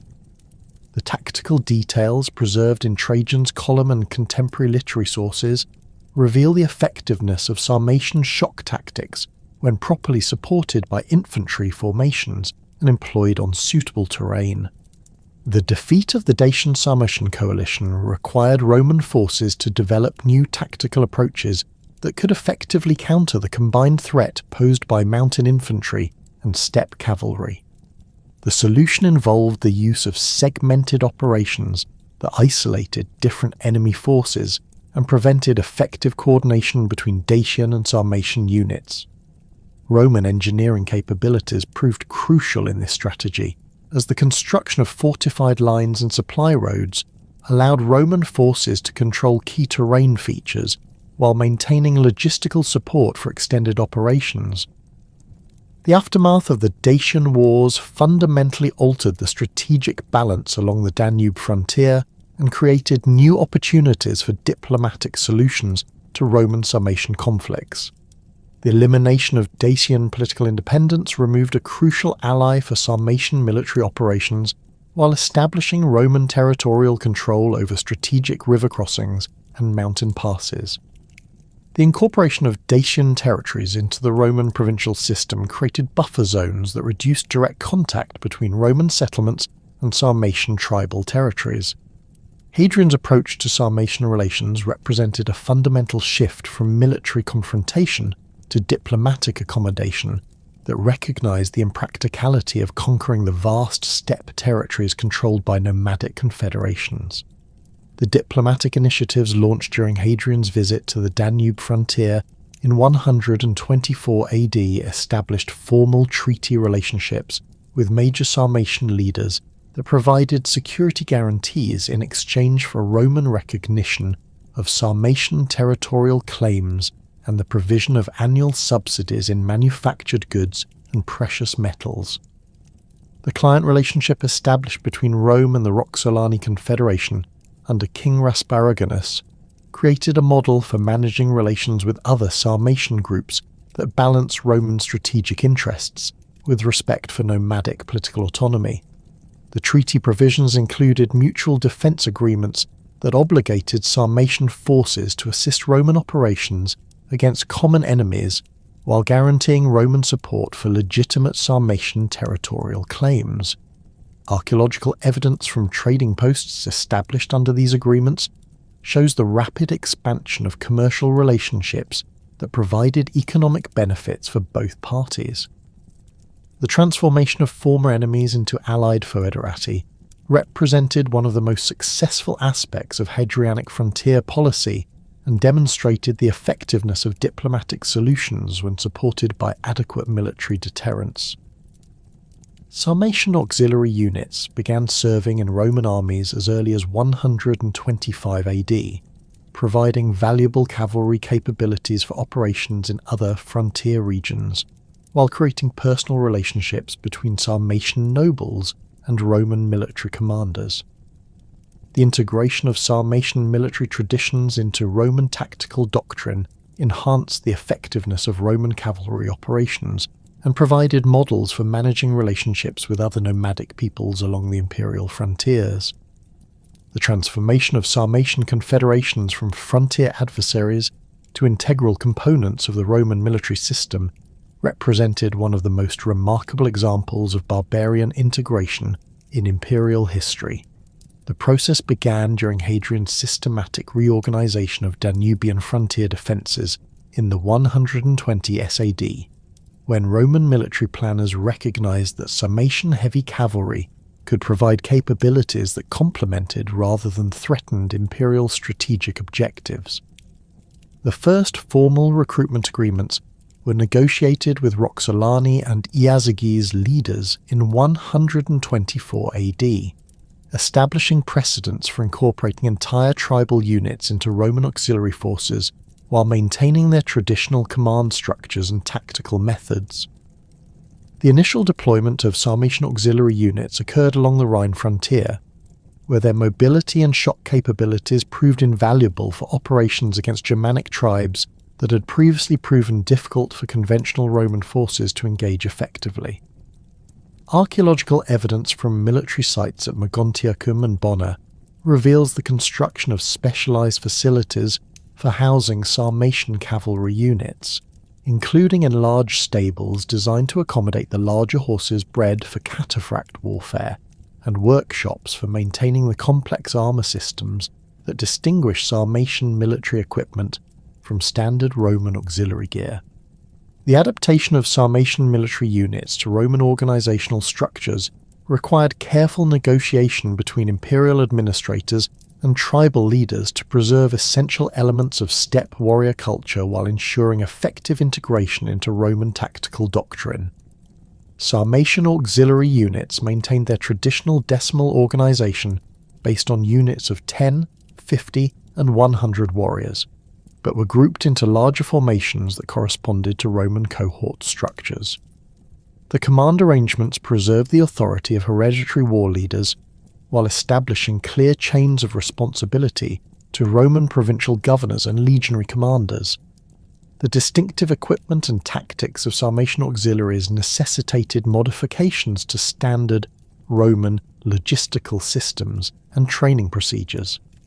The Contus lance, measuring up to 4 meters in length, required specialized transport arrangements and storage facilities that differed significantly from equipment used by other auxiliary units. The scale armour worn by Sarmatian cataphracts demanded maintenance techniques that were unfamiliar to Roman military artificers, leading to the establishment of specialized workshops staffed by Sarmatian craftsmen who possessed the necessary technical knowledge. The deployment of Sarmatian auxiliary units across the Roman Empire created unprecedented opportunities for cultural exchange and technological transfer between steppe peoples and Mediterranean civilizations. Units of Roxolani cavalry served in Britain from 130 AD onward, participating in campaigns against Caledonian tribes and contributing to the construction of Hadrian's Wall through their knowledge of earthwork fortification techniques adapted from steppe warfare traditions. Archaeological evidence from military sites at Hausteds and Burdeswald includes horse equipment and personal ornaments that demonstrate the maintenance of Sarmatian cultural identity within Roman military contexts. The presence of Sarmatian cavalry in Britain introduced new tactical capabilities that enhanced Roman operational effectiveness in the challenging terrain of northern England and southern Scotland. The mobility of mounted units proved particularly valuable for reconnaissance operations and rapid response to tribal raids, while the psychological impact of heavily armoured cavalry on Celtic warriors provided Roman commanders with additional tactical options for achieving decisive battlefield outcomes. The integration of Sarmatian units into British garrison forces required the development of new logistical systems for maintaining horses and equipment in the humid climate of northern Britain, leading to innovations in veterinary care and metalworking techniques that benefited the entire provincial military establishment. Sarmatian auxiliary units deployed to Syria and the eastern frontier brought their expertise in mounted archery and cavalry tactics to bear against Parthian forces that employed similar military methods derived from shared steppe traditions. The familiarity of Sarmatian warriors with the tactical approaches used by Parthian cataphracts provided Roman commanders with valuable intelligence about enemy capabilities and weaknesses. Archaeological evidence from military sites at Stura Europos and Palmyra reveals the presence of Sarmatian equipment and burial practices, indicating the long-term deployment of these units in eastern frontier regions where their specialized skills were particularly valuable. The service records preserved in military diplomas and inscriptions demonstrate that Sarmatian auxiliary units maintained consistently high performance standards throughout their service in Roman armies. Veterans of Sarmatian units received Roman citizenship upon completion of their military obligations, creating a class of individuals who possessed both Roman legal status and intimate knowledge of steppe cultural traditions. These veterans often served as intermediaries between Roman administrators and tribal communities, facilitating diplomatic negotiations and commercial relationships that benefited both parties. The settlement programs initiated under Hadrian and expanded during the reigns of Antoninus Pius and Marcus Aurelius represented systematic efforts to transform nomadic Sarmatian populations into sedentary agricultural communities within Roman territorial boundaries. The largest and most successful of these programs occurred in Pannonia, where the fertile plains between the Danube and Sava rivers provided ideal conditions for establishing mixed agricultural and pastoral communities. Archaeological surveys of rural settlements in the Srem region have identified over 200 sites with material culture that demonstrates the gradual transition from nomadic to sedentary lifestyles over the course of several generations. The planning and implementation of Sarmatian settlement programs required careful attention to the environmental and social factors that would determine their success or failure. Roman administrators recognized that abrupt transitions from nomadic to sedentary lifestyles would likely result in social disruption and economic hardship, leading to the development of gradual integration processes that allowed Sarmatian communities to maintain essential elements of their traditional economic activities while adopting agricultural practices. The settlement sites were typically located near river valleys that provided both good grazing for livestock and arable land suitable for grain production. The architectural evidence from Sarmatian settlement sites in Pannonia reveals the development of distinctive building traditions that combined Roman construction techniques with design elements derived from nomadic housing traditions.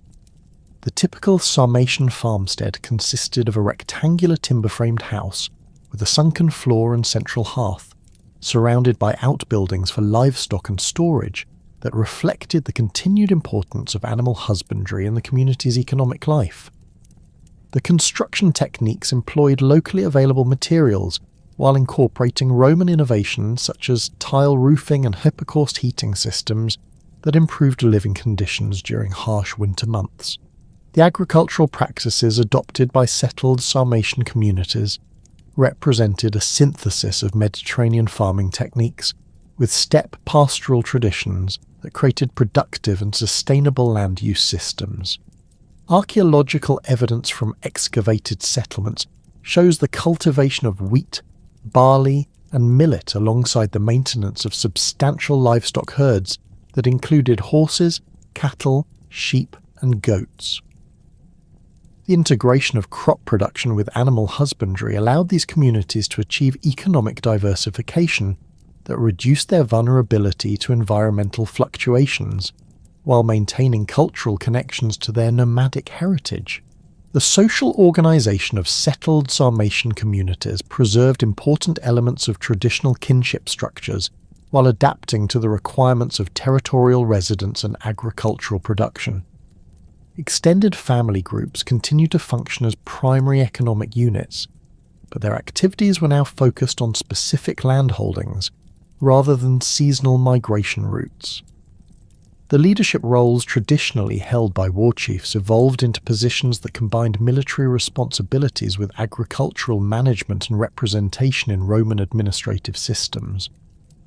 The establishment of Sarmatian communities in Dacia followed different patterns that reflected the unique circumstances of that province's recent conquest and the presence of significant indigenous populations with their own agricultural traditions.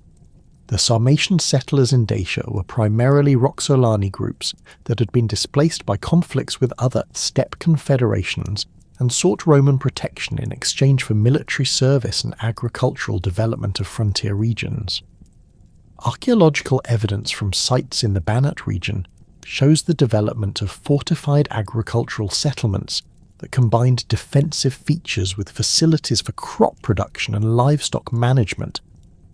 The integration of Sarmatian settlers into existing Dacian communities created complex multicultural societies that preserved distinct ethnic identities while developing shared economic and social institutions. The material culture from mixed settlements shows the gradual adoption of Roman building techniques and pottery styles alongside the maintenance of traditional Sarmatian metalworking traditions and decorative arts.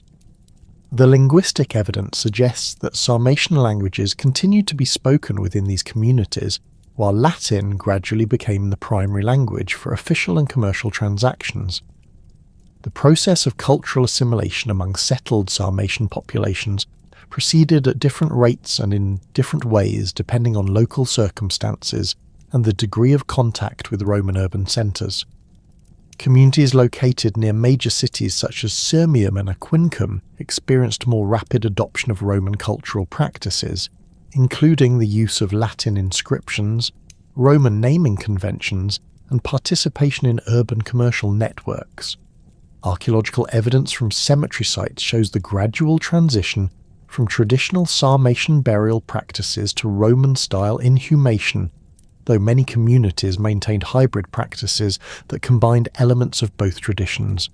The adoption of Roman religious practices by Sarmatian communities occurred alongside rather than in replacement of traditional spiritual beliefs, creating syncretic religious systems that incorporated elements from multiple cultural traditions.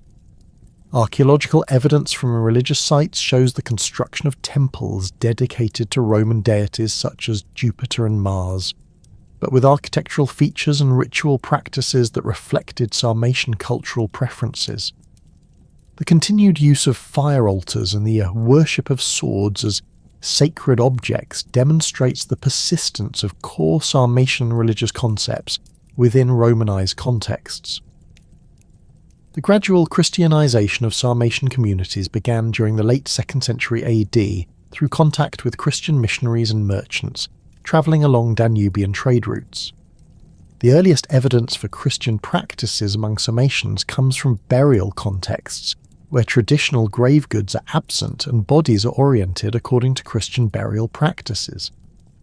The spread of Christianity was facilitated by its compatibility with certain aspects of Sarmatian religious traditions, particularly the emphasis on spiritual warfare and the veneration of martyrs as warrior saints.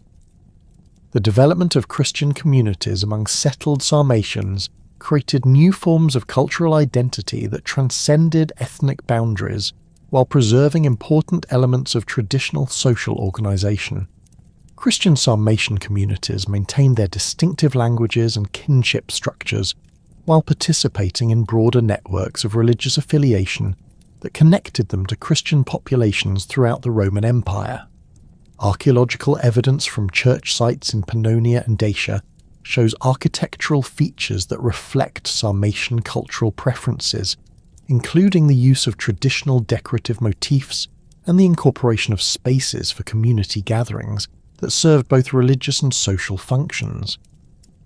The material culture of Romano-Sarmatian communities demonstrates the selective adoption of Roman technologies and artistic styles, while maintaining distinctive characteristics that reflected their steppe heritage.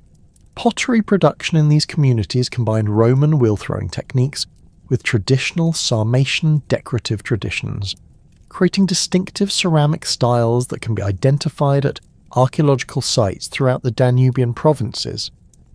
The metalworking traditions showed similar patterns of cultural synthesis, with Roman techniques for producing iron tools and weapons combined with traditional Sarmatian expertise in creating decorative elements and specialized cavalry equipment. The preservation of traditional Sarmatian artistic motifs within Roman cultural contexts created distinctive regional styles that influenced the development of provincial Roman art throughout the Danubian frontier regions.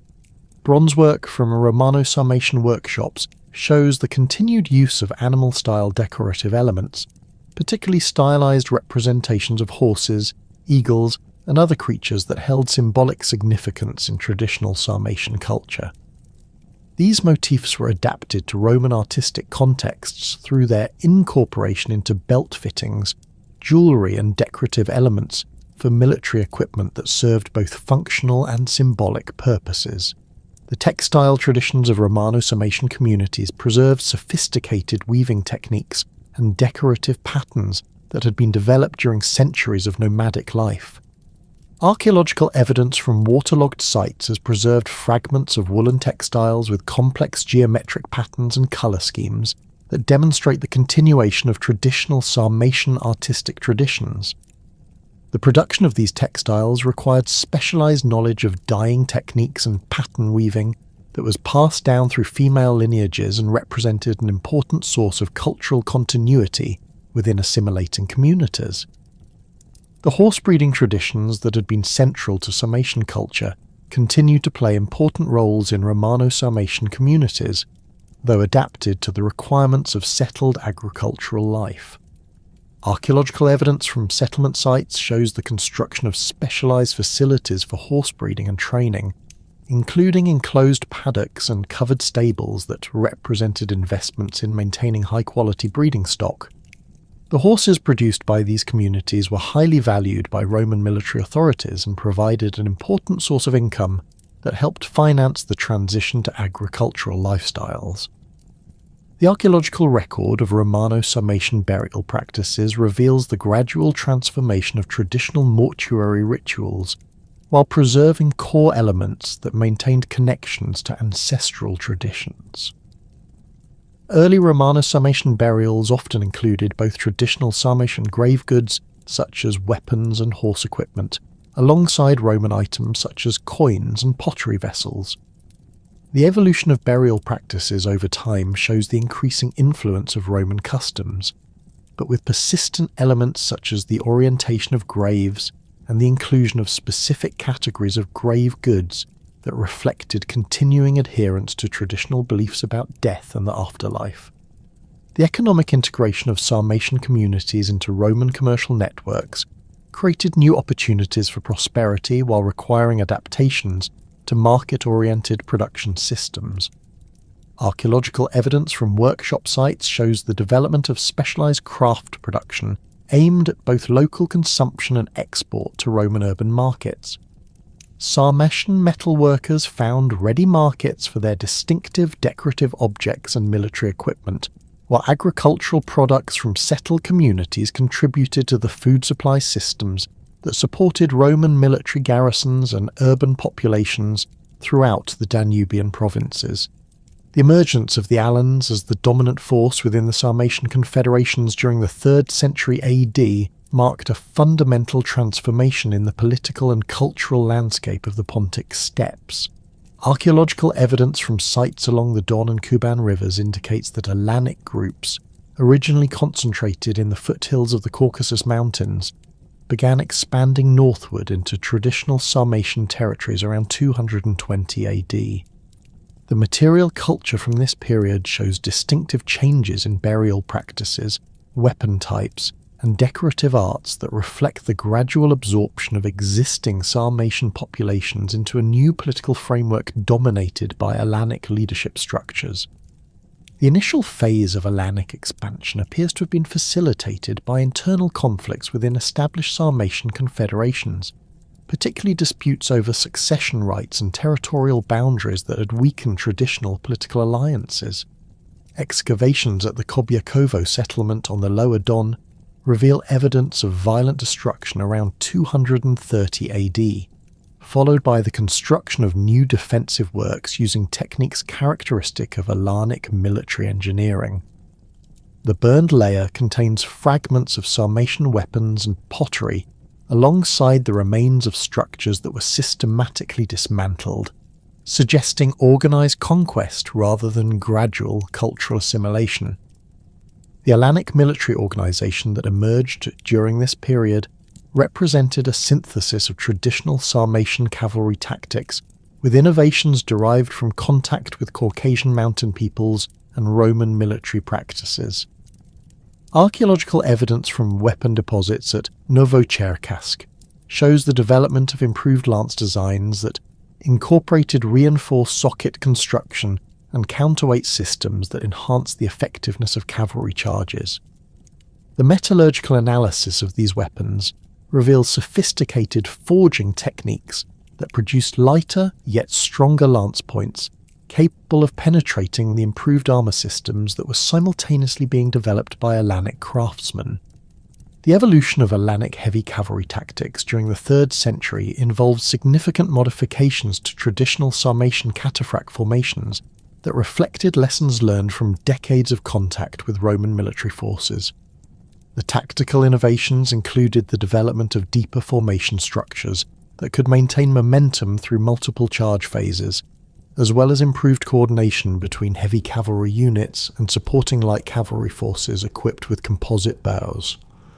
Archaeological evidence from training grounds near Tanai reveals the construction of practice facilities where cavalry formations could rehearse complex maneuvers, including parallel approaches, feigned retreats, and coordinated wheeling movements that maximize the impact of successive charge attacks.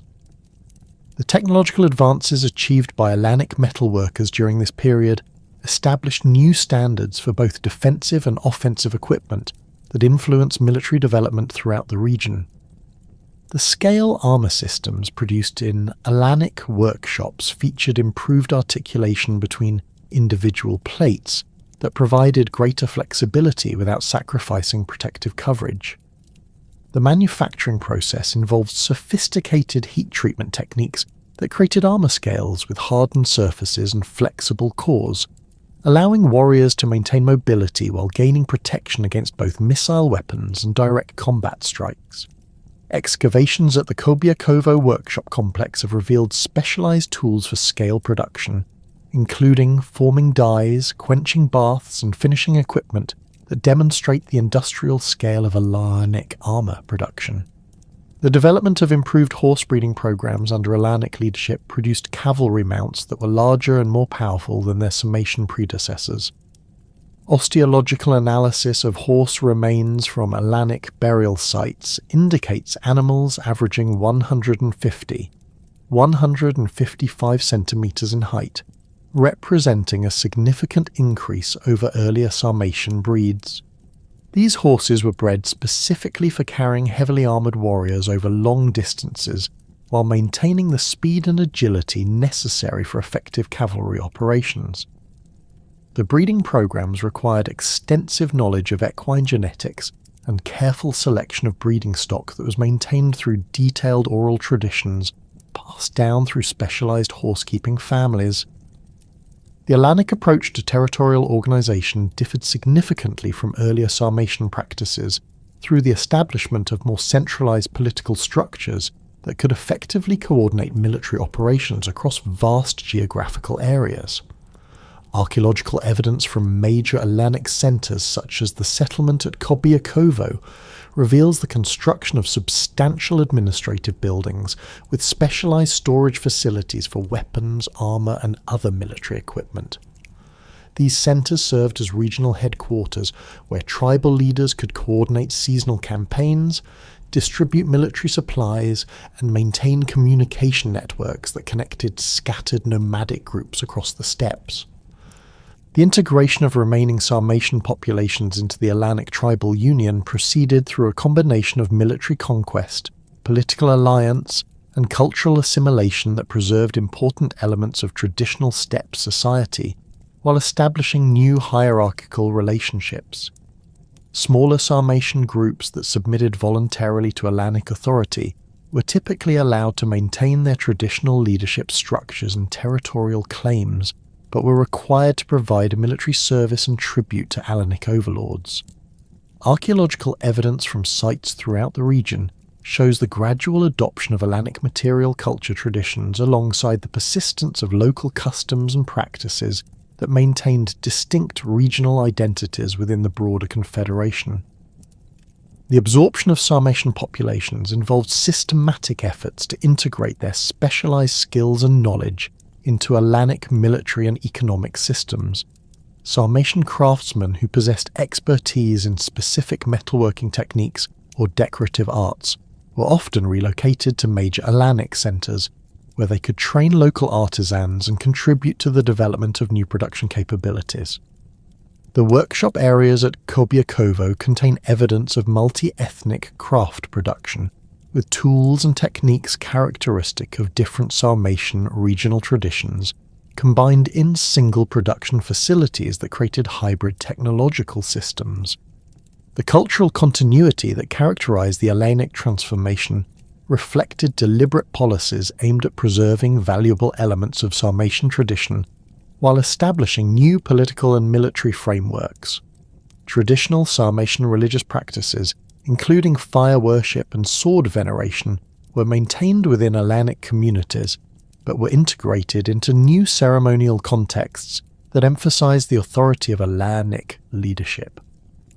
Archaeological evidence from religious sites shows the construction of larger fire altars and ceremonial spaces that could accommodate the expanded populations of consolidated tribal groups, while maintaining the essential ritual elements that connected communities to their ancestral traditions.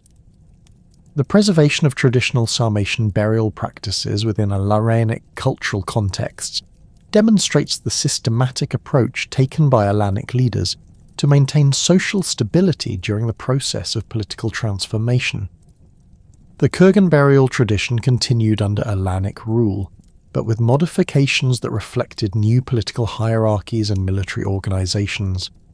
Elite Alanic burials from the 3rd and 4th centuries contain traditional Sarmatian grave goods such as mirrors, jewellery and weapons, but arranged according to new symbolic systems that emphasized the integration of different cultural traditions within unified political structures. The linguistic evidence for the Alanic transformation reveals the gradual displacement of regional Sarmatian dialects by Alanic language varieties that became the standard for official communication and military commands throughout the Confederation. Personal names preserved in Greek and Latin, inscriptions from this period, show the increasing dominance of Alanic linguistic forms, though with persistent elements from earlier Sarmatian naming traditions that indicate the preservation of family lineages and clan identities within the new political framework. The linguistic changes occurred gradually over several generations, allowing for the maintenance of oral traditions and cultural knowledge while establishing new communication standards that facilitated political integration. The development of Alanic political institutions during this period created new mechanisms for managing the complex relationships between different ethnic groups and territorial units within the expanding confederation. The traditional Sarmatian system of autonomous tribal leaders was modified through the establishment of regional governors who answered directly to Alanic supreme commanders while maintaining authority over local populations. Archaeological evidence from administrative centres shows the construction of meeting halls and storage facilities that supported regular gatherings of regional leaders for coordination of military campaigns, distribution of tribute, and resolution of territorial disputes. The military innovations introduced during the Alanic transformation extended beyond improvements in weapons and tactics to include new approaches to logistics and campaign organisation that enhanced the effectiveness of large-scale military operations. The development of standardized equipment specifications allowed for more efficient production and maintenance of military supplies, while improved communication systems enabled better coordination between widely separated military units. Archaeological evidence from supply depots along major migration routes shows the establishment of cached weapons and equipment that could support extended military campaigns without requiring constant resupply from distant production centres.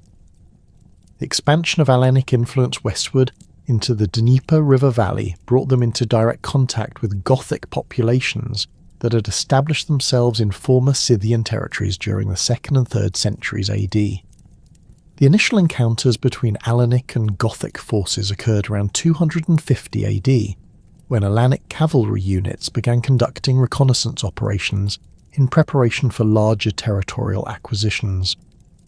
Archaeological evidence from border regions shows the construction of temporary fortifications and supply caches that indicate systematic military planning for extended operations in unfamiliar territories.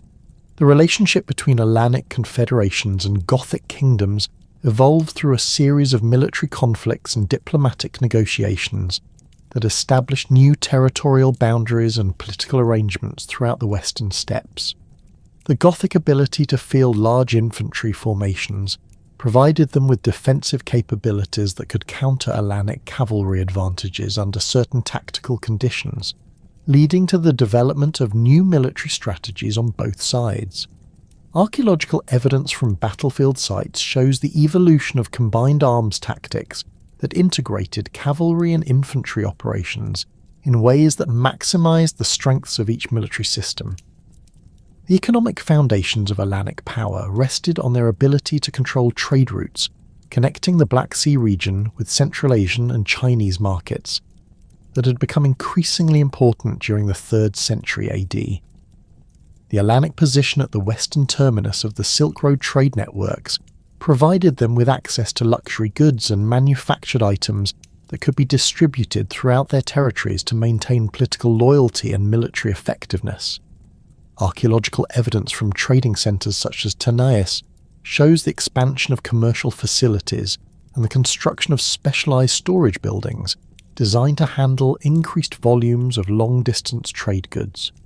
The integration of agricultural populations into Alanic territorial systems represented a significant departure from traditional nomadic practices that reflected the changing economic and political circumstances of the late imperial period. The establishment of permanent settlements in river valleys provided Alanic confederations with reliable sources of grain and other agricultural products that could support larger populations and more complex military organizations. Archaeological evidence from agricultural settlements in the Don and Kuban valleys shows the development of mixed farming systems that combined crop production with livestock management in ways that maintained essential elements of pastoral culture while providing economic diversification. The technological innovations achieved by Alanic craftsmen during this period established new standards for metalworking and decorative arts that influenced cultural development throughout the region. The polychrome jewellery style that had characterised earlier Sarmatian elite culture was refined and expanded through the incorporation of new materials and techniques that created more complex and sophisticated decorative effects. Archaeological analysis of jewellery from Alanic burial sites reveals the use of garnets, coloured glass, and precious metals in combination with traditional materials to create objects that demonstrated both technical skill and artistic innovation. The development of Alanic artistic traditions represented a synthesis of inherited Sarmatian motifs with influences derived from contact with Roman, Persian, and Central Asian cultural traditions. The animal-style art that had been characteristic of steppe cultures was modified through the incorporation of new symbolic elements and decorative techniques that reflected the cosmopolitan nature of Alanic society.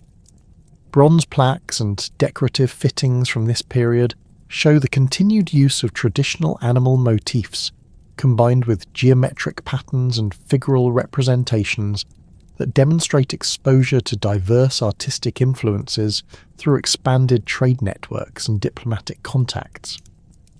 The religious syncretism that developed within Alanic communities during the 3rd and 4th centuries created new spiritual traditions that combined traditional steppe beliefs with elements derived from Christianity, Zoroastrianism, and other religious systems encountered through territorial expansion and commercial contacts. Archaeological evidence from religious sites shows the construction of new types of ceremonial buildings that incorporated architectural features from different cultural traditions, while maintaining essential elements of traditional fire worship and ancestor veneration. The religious innovations reflected the multicultural nature of Alanic society, while providing spiritual frameworks that could unite diverse populations under common political authority. The consolidation of Alanic power across the Pontic steppes during the late 3rd century AD coincided with the emergence of Gothic confederations as the dominant force in the territories between the Dniester and Dnieper rivers. Archaeological evidence from sites such as Chernyakhov and Sintena de Mureș reveals the establishment of Gothic settlements that combined agricultural production with craft specialization, creating economic foundations that could support large military forces and sustain territorial expansion. The material culture from these sites demonstrates Gothic adoption of Roman building techniques and pottery traditions while maintaining distinctive metalworking practices that reflected their Germanic cultural heritage. The first documented military encounters between Alanic and Gothic forces occurred around 270 AD, when Alanic reconnaissance units began probing Gothic defensive positions along the Dniester River valley. These initial contacts revealed fundamental differences in military organization and tactical doctrine that would shape subsequent conflicts between the two confederations. Gothic military forces consisted primarily of infantry formations armed with spears, shields, and swords, supported by limited numbers of cavalry units that lack the heavy armour and specialised equipment characteristic of Alanic cataphracts. The Gothic emphasis on defensive warfare reflected their territorial objectives and agricultural economic base, which required the protection of fixed settlements and cultivated lands. The tactical challenges posed by Gothic military organisation forced Alanic commanders to develop new approaches to cavalry warfare that could effectively engage infantry formations operating from prepared defensive positions. Traditional Sarmatian tactics had emphasized mobility and the exploitation of open terrain to achieve decisive cavalry charges, but Gothic defensive strategies involved the use of fortified settlements, earthwork barriers, and coordinated spear formations that neutralized many advantages of mounted warfare. Archaeological evidence from battlefield sites near the Dniester reveals the development of new Alanic tactical formations that integrated dismounted combat with traditional cavalry operations, allowing mounted warriors to engage enemy infantry on more equal terms. The evolution of Alanic military equipment during this period reflected the need to adapt traditional steppe warfare methods to the challenges posed by Gothic defensive tactics. Weapon deposits from sites such as Novocherkassk contain examples of modified lance designs that featured reinforced points capable of penetrating shield walls and spear formations, while maintaining the length and balance necessary for effective mounted combat. The metallurgical analysis of these weapons reveals sophisticated forging techniques that created lance points with hardened tips and flexible shafts that could withstand the stresses of infantry combat without breaking during cavalry charges. The development of combined arms tactics represented a significant innovation in steppe military doctrine that emerged from the practical necessities of fighting Gothic infantry formations. Alanic commanders learned to coordinate heavy cavalry charges with supporting attacks by light cavalry armed with composite bows, creating tactical combinations that could disrupt enemy formations before delivering decisive mounted assaults. Archaeological evidence from training areas near major Alanic settlements shows the construction of practice facilities where cavalry units could rehearse complex maneuvers involving coordinated approaches, feigned retreats, and successive charge attacks that maximized the effectiveness of different types of mounted warriors. The diplomatic dimensions of Alanic-Gothic relations involved complex negotiations that reflected the territorial ambitions of both confederations, while recognizing the military capabilities that each could bring to potential alliance arrangements.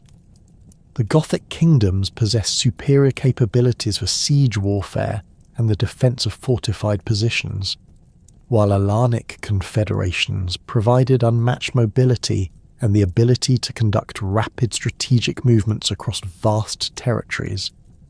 The complementary nature of these military capabilities created opportunities for cooperation against common enemies, particularly the Roman Empire, which posed threats to the territorial expansion of both confederations. The first major Alanic-Gothic alliance was formed around 290 AD in response to Roman military operations aimed at reasserting imperial control over territories north of the Danube River. Archaeological evidence from Gothic settlements in Moldavia shows the presence of Alanic military equipment and burial practices, indicating the deployment of significant Alanic forces in support of Gothic territorial claims. The material culture from these sites demonstrates the development of hybrid military traditions that combined Gothic infantry tactics with Alanic cavalry operations, creating new forms of combined arms warfare that proved highly effective against Roman legionary formations. The joint Alanic Gothic raids against Roman Danubian provinces during the 290s represented the largest coordinated military operations undertaken by barbarian confederations since the Marcomannic Wars of the 2nd century AD. The strategic planning for these operations required extensive coordination between different tribal groups and the establishment of supply systems that could support military forces operating far from their traditional territories. Archaeological evidence from temporary camps along invasion routes reveals the construction of standardized defensive works and supply depots that demonstrate sophisticated logistical planning and military organization. The tactical coordination achieved during these joint operations involved the integration of Alanic heavy cavalry with Gothic infantry formations in ways that maximized the effectiveness of both military systems. Gothic spear formations provided defensive anchors that allowed Alemannic cavalry to conduct charging attacks without fear of being outflanked or cut off from retreat routes, while Alanic mobility enabled Gothic forces to avoid unfavourable engagements and concentrate their strength at decisive points. The battlefield archaeology from sites such as Abritus reveals evidence of coordinated tactical formations that combine the strengths of different military traditions while minimizing their individual weaknesses. The success of early Alanic Gothic military cooperation encouraged the development of more permanent alliance structures that went beyond temporary agreements for specific military campaigns. The establishment of mixed settlements in border regions created new forms of political organization that combined elements of Gothic territorial governance with Alanic tribal leadership structures. Archaeological evidence from these settlements shows the development of hybrid material cultures that preserve distinctive elements of both traditions, while creating new synthetic forms that reflected the multicultural nature of these communities. The expansion of Alanic influence into Gothic territories proceeded through a combination of military pressure and diplomatic negotiation that reflected the practical realities of managing relationships between different cultural groups with competing territorial claims. Smaller Gothic communities that found themselves surrounded by Alanic populations often negotiated tributary relationships that preserved their local autonomy while acknowledging Alanic political supremacy. Archaeological evidence from these arrangements shows the continued production of Gothic-style pottery and metalwork, alongside the adoption of Alanic decorative motifs and burial practices. The integration of Gothic populations into Alanic political structures involved systematic efforts to preserve valuable elements of Gothic military and technological expertise while establishing new hierarchical relationships that reflected Alanic political dominance. Gothic craftsmen who possessed specialized knowledge of ironworking, agriculture, or fortification construction were often incorporated into Alanic communities where they could contribute their skills to collective military and economic activities. Workshop areas at major Alanic centres contain evidence of multi-ethnic craft production that combined Gothic technical knowledge with traditional Alanic artistic traditions. The religious syncretism that developed within mixed Alanic Gothic communities created new spiritual traditions that incorporated elements from both cultural backgrounds while maintaining essential characteristics that preserved distinct ethnic identities. Archaeological evidence from cemetery sites shows the development of burial practices that combined Gothic grave goods with Alanic ritual elements, creating hybrid mortuary traditions that reflected the multicultural nature of these communities. The religious innovations included the adaptation of traditional Gothic ancestor veneration practices to accommodate Alanic fire worship and the development of new ceremonial contexts that could serve the spiritual needs of diverse populations. The emergence of Hunnic power in the eastern steppes during the 360 SAD created new strategic pressures that fundamentally altered the balance of power between Alanic and Gothic confederations.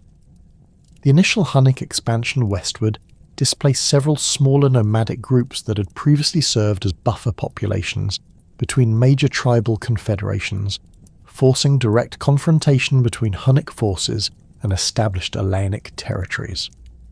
Archaeological evidence from sites along the Volga River shows evidence of violent destruction and population displacement that indicates the systematic nature of Hunnic territorial acquisition during this period.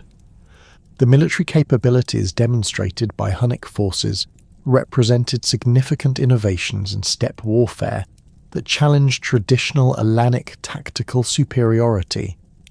Hunnic cavalry formations emphasized speed and archery over the heavy armor and lance combat that had characterized Alanic military doctrine, creating tactical advantages in situations where mobility and firepower could be more effectively employed than shock combat.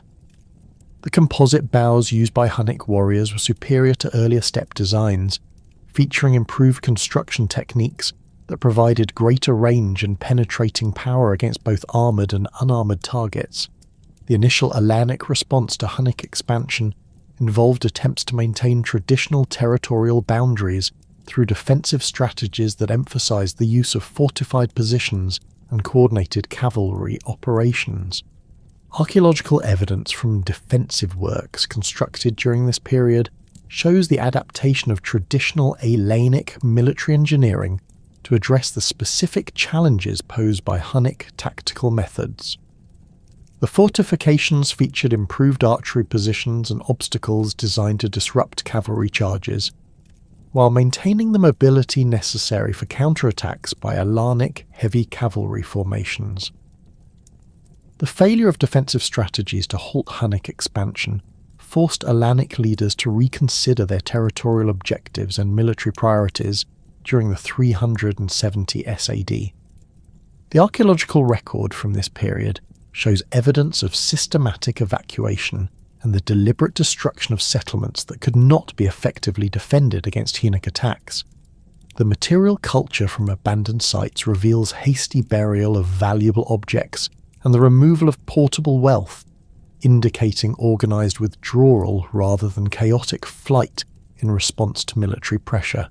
The westward migration of Alanic populations under Hunnic pressure created new opportunities for alliance with Gothic confederations that faced similar threats to their territorial integrity.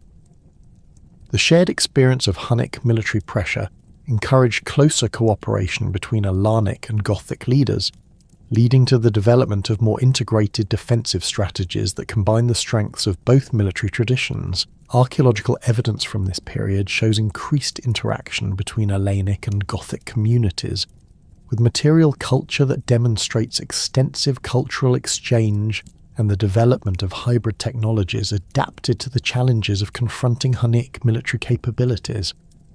The strategic coordination between Alanic and Gothic forces during the 370s involved the establishment of joint defensive positions that could effectively utilize the terrain advantages available in the region between the Dniester and Danube rivers.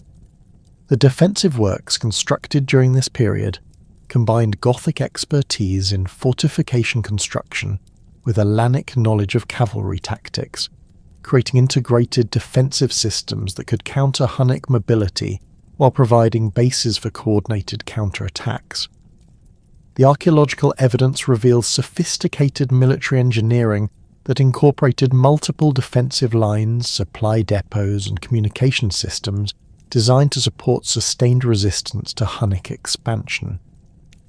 The impact of Hunnic pressure on traditional Alanic social organisation involved the breakdown of established territorial relationships and the emergence of new forms of political authority based on military effectiveness rather than hereditary status. The crisis conditions created by constant military pressure encouraged the rise of war leaders who could provide effective protection for their followers, regardless of their traditional position within established clan hierarchies. Archaeological evidence from this period shows changes in burial practices that reflect new forms of social organisation, with military equipment and symbols of authority distributed according to different criteria than had characterised earlier Alanic society. The fragmentation of Alanic political unity under Hunnic pressure resulted in the emergence of multiple competing leadership groups that pursued different strategies for dealing with the crisis. Some Alanic leaders attempted to negotiate tributary relationships with Hunnic overlords that would preserve elements of traditional autonomy while acknowledging Hunnic political supremacy. Archaeological evidence for these arrangements comes from sites where traditional Alanic material culture continues alongside the presence of Hunnic-style objects and burial practices, suggesting the maintenance of local communities under new political arrangements. Other Alanic groups chose to migrate westward into Roman territories, seeking imperial protection in exchange for military service and the acceptance of Roman political authority. The archaeological record of these migrations shows the movement of substantial populations with their livestock and portable possessions, indicating organised group movements rather than individual refugee flights. The material culture from early settlement sites in Roman territories demonstrates efforts to maintain traditional Alanic cultural practices while adapting to new environmental and political circumstances. The military service provided by migrating Alanic groups to Roman authorities represented a continuation of earlier patterns of barbarian integration into imperial military systems, but under circumstances that gave Alanic leaders greater negotiating power due to the military crisis facing the empire. The Alanic cavalry capabilities that had previously been employed as auxiliary forces now became essential components of Roman defensive strategies against Gothic and Hunnic threats. Archaeological evidence from military sites shows the rapid expansion of facilities for housing and equipping Alanic cavalry units, indicating the scale of their integration into Roman military operations. The settlement of Alanic populations in Gaul, Spain and North Africa during the late 4th and early 5th centuries created new centres of Alanic culture that preserved important elements of traditional steppe society while adapting to very different environmental and political conditions. The archaeological evidence from these settlements reveals innovative approaches to maintaining nomadic cultural practices within sedentary agricultural contexts, including the development of new forms of livestock management and the adaptation of traditional crafts to local materials and market conditions. The preservation of Alanic military traditions within these dispersed communities provided the foundation for their continued political importance throughout the period of barbarian migrations. Alanic cavalry units maintained their distinctive equipment and tactical methods while serving various Germanic kingdoms and the Roman Empire, contributing specialised military capabilities that remained valuable in the changing strategic environment of late antiquity. The material culture from military sites shows the continued production and use of traditional Alanic weapons and armour, indicating the persistence of specialised military knowledge, despite geographical dispersion and political fragmentation. The cultural continuity maintained by dispersed Alanic communities reflected deliberate efforts to preserve essential elements of traditional identity, while adapting to new circumstances that required significant modifications to establish social and economic practices.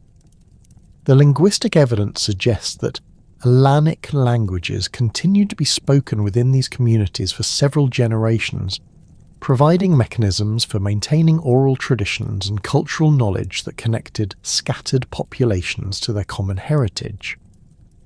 The religious practices documented at various settlement sites show the continuation of traditional fire worship and ancestor veneration, alongside the gradual adoption of Christian beliefs and practices.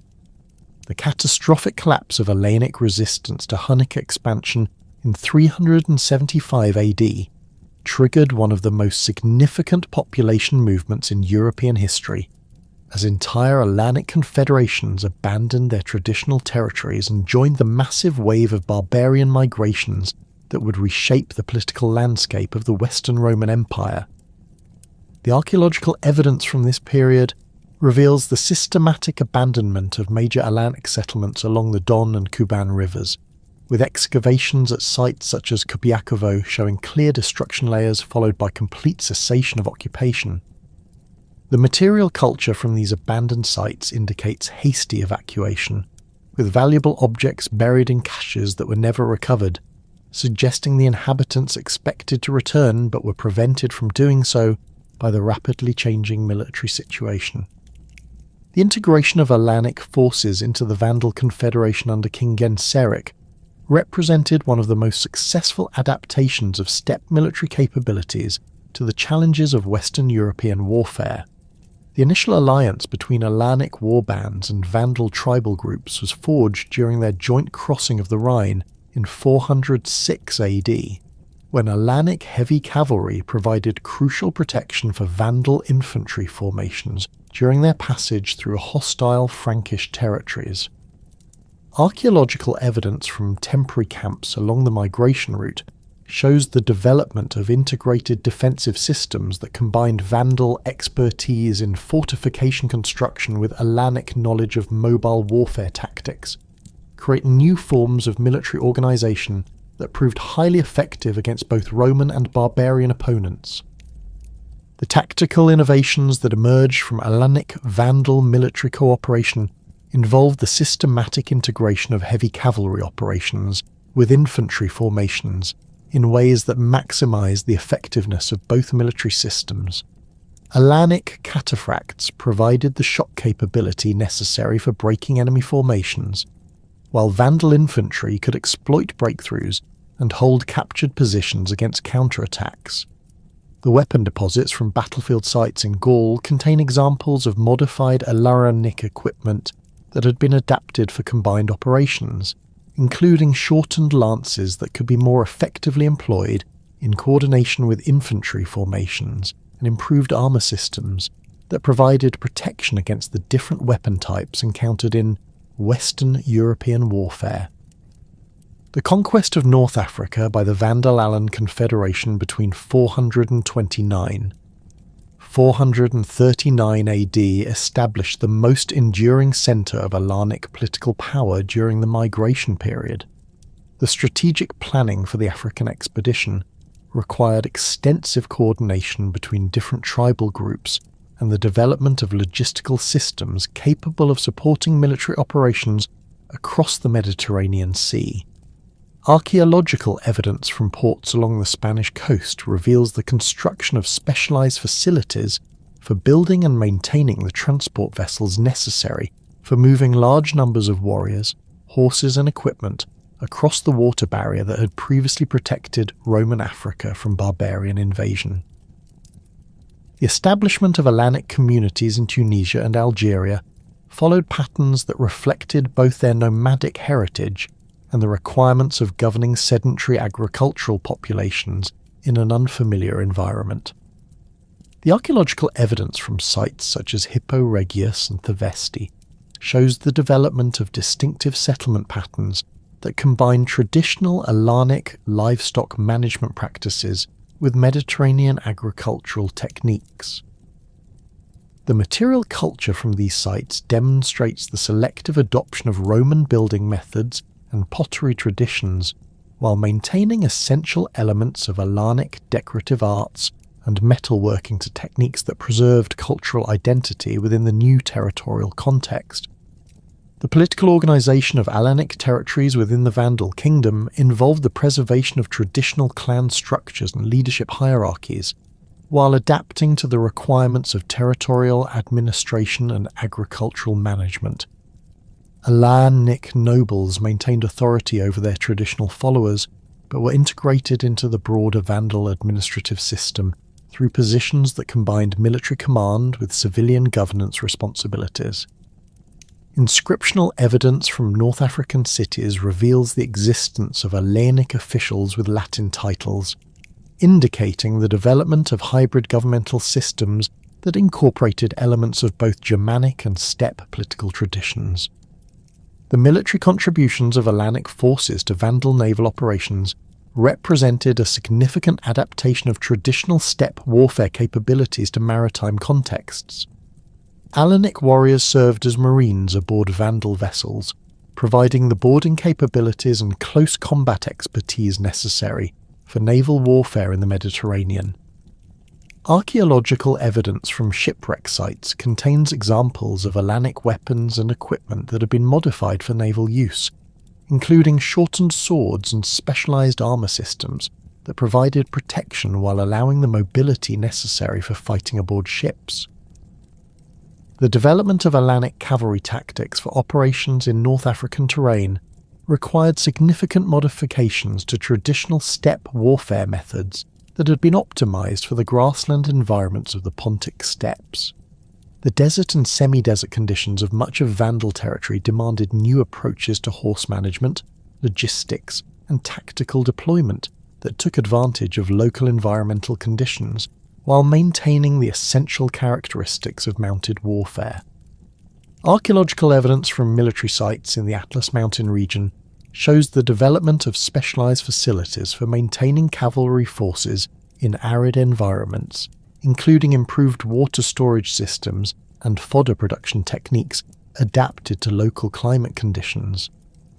The religious syncretism that developed within Alanic communities in North Africa reflected the complex cultural environment of the region, where traditional Alanic beliefs encountered not only Roman Christianity, but also indigenous Berber spiritual traditions and residual influences from earlier Carthaginian religious practices.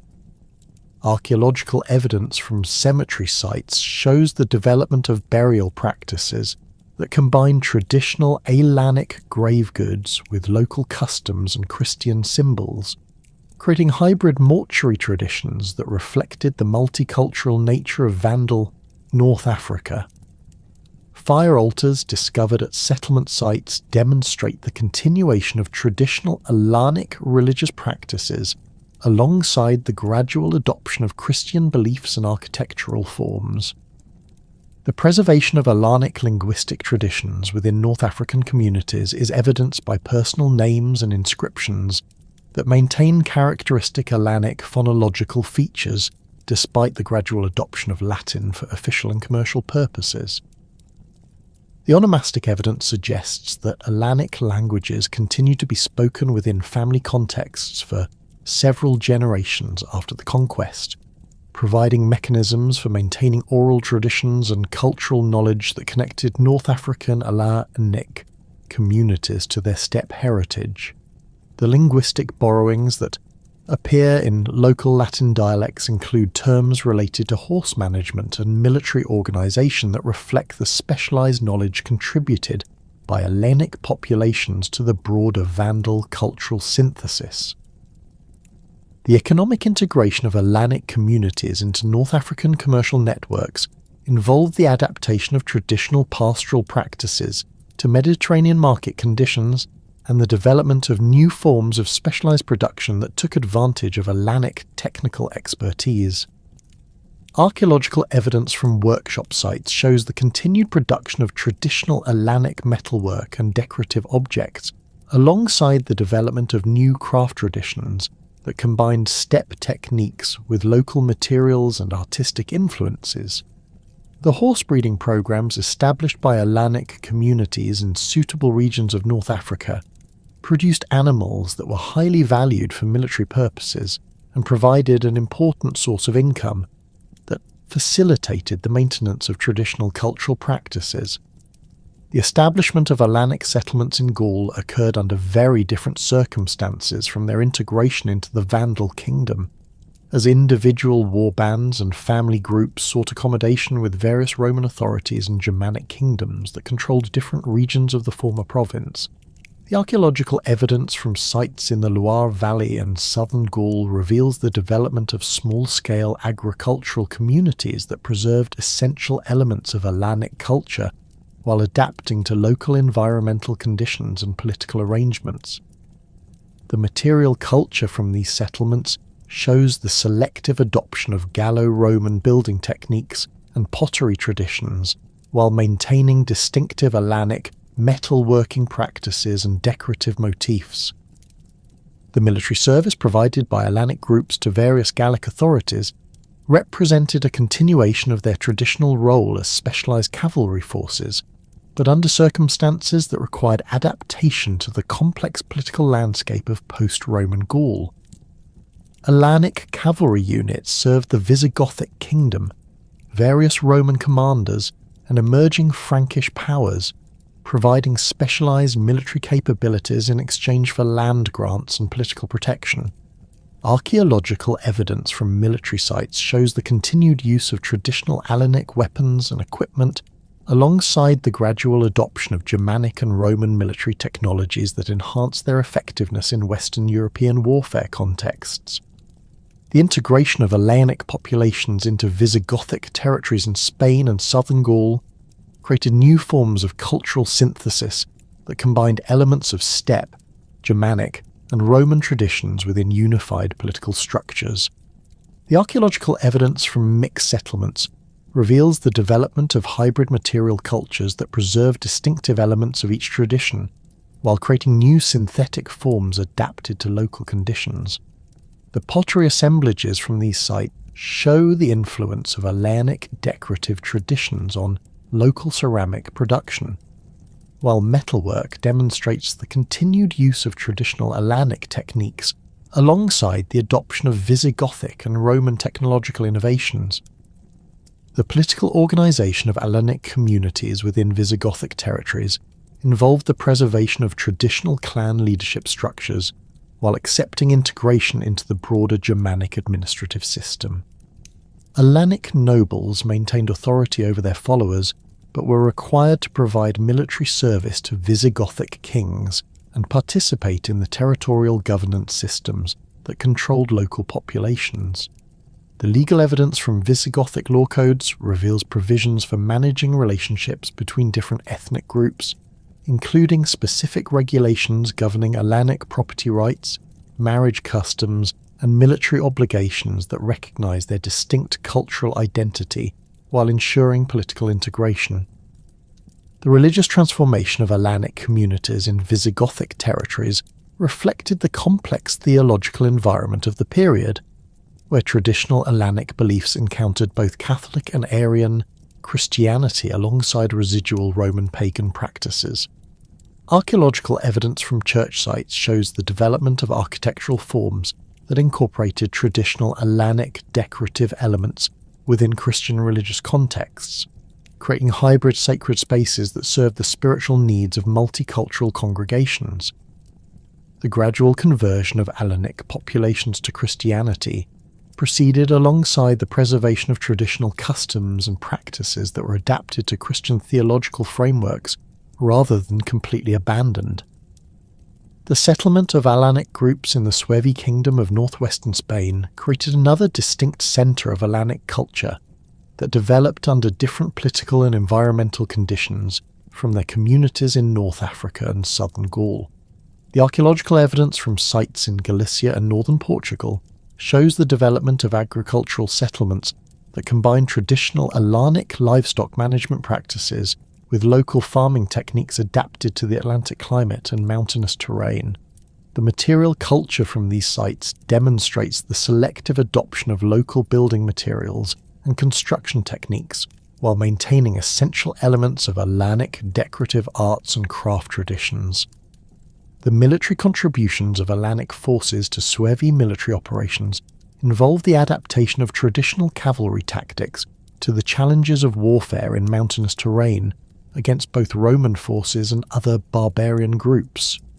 The tactical modifications required for effective cavalry operations in the Iberian Peninsula included the development of new approaches to logistics and supply that could maintain mounted forces in regions where traditional steppe warfare methods were less applicable. Archaeological evidence from military sites shows the continued use of traditional Alaenic weapons alongside the adoption of local weapon types that were better suited to the specific tactical requirements of Iberian warfare.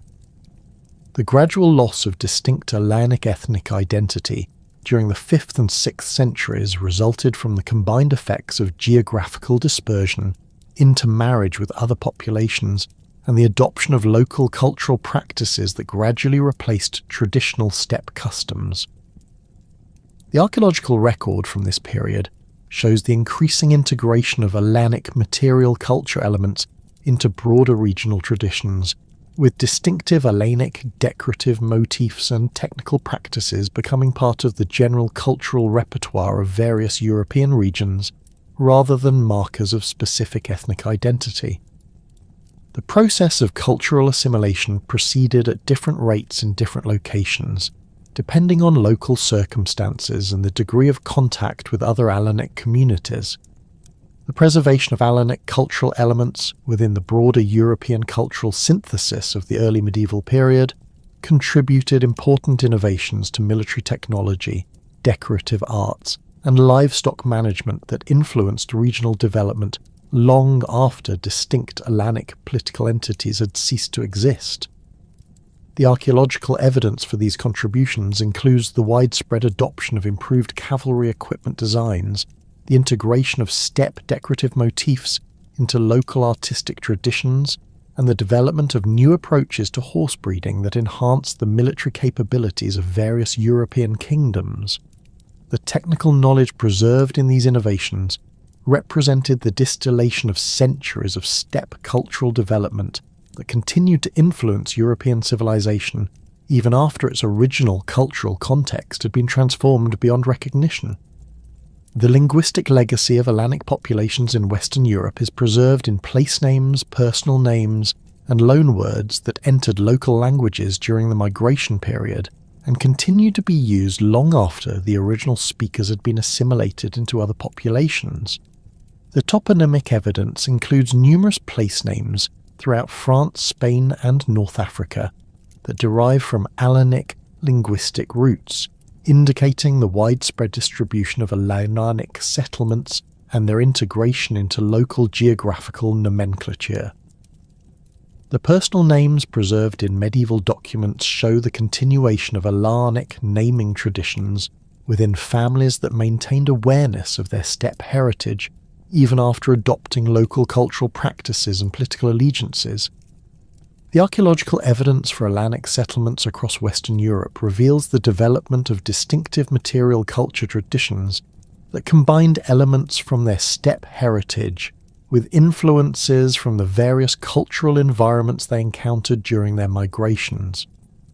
The pottery traditions developed in these communities show the adaptation of traditional Alaenic ceramic techniques to local clay sources and firing methods, creating regional variations that maintained essential characteristics while incorporating new decorative elements and functional features.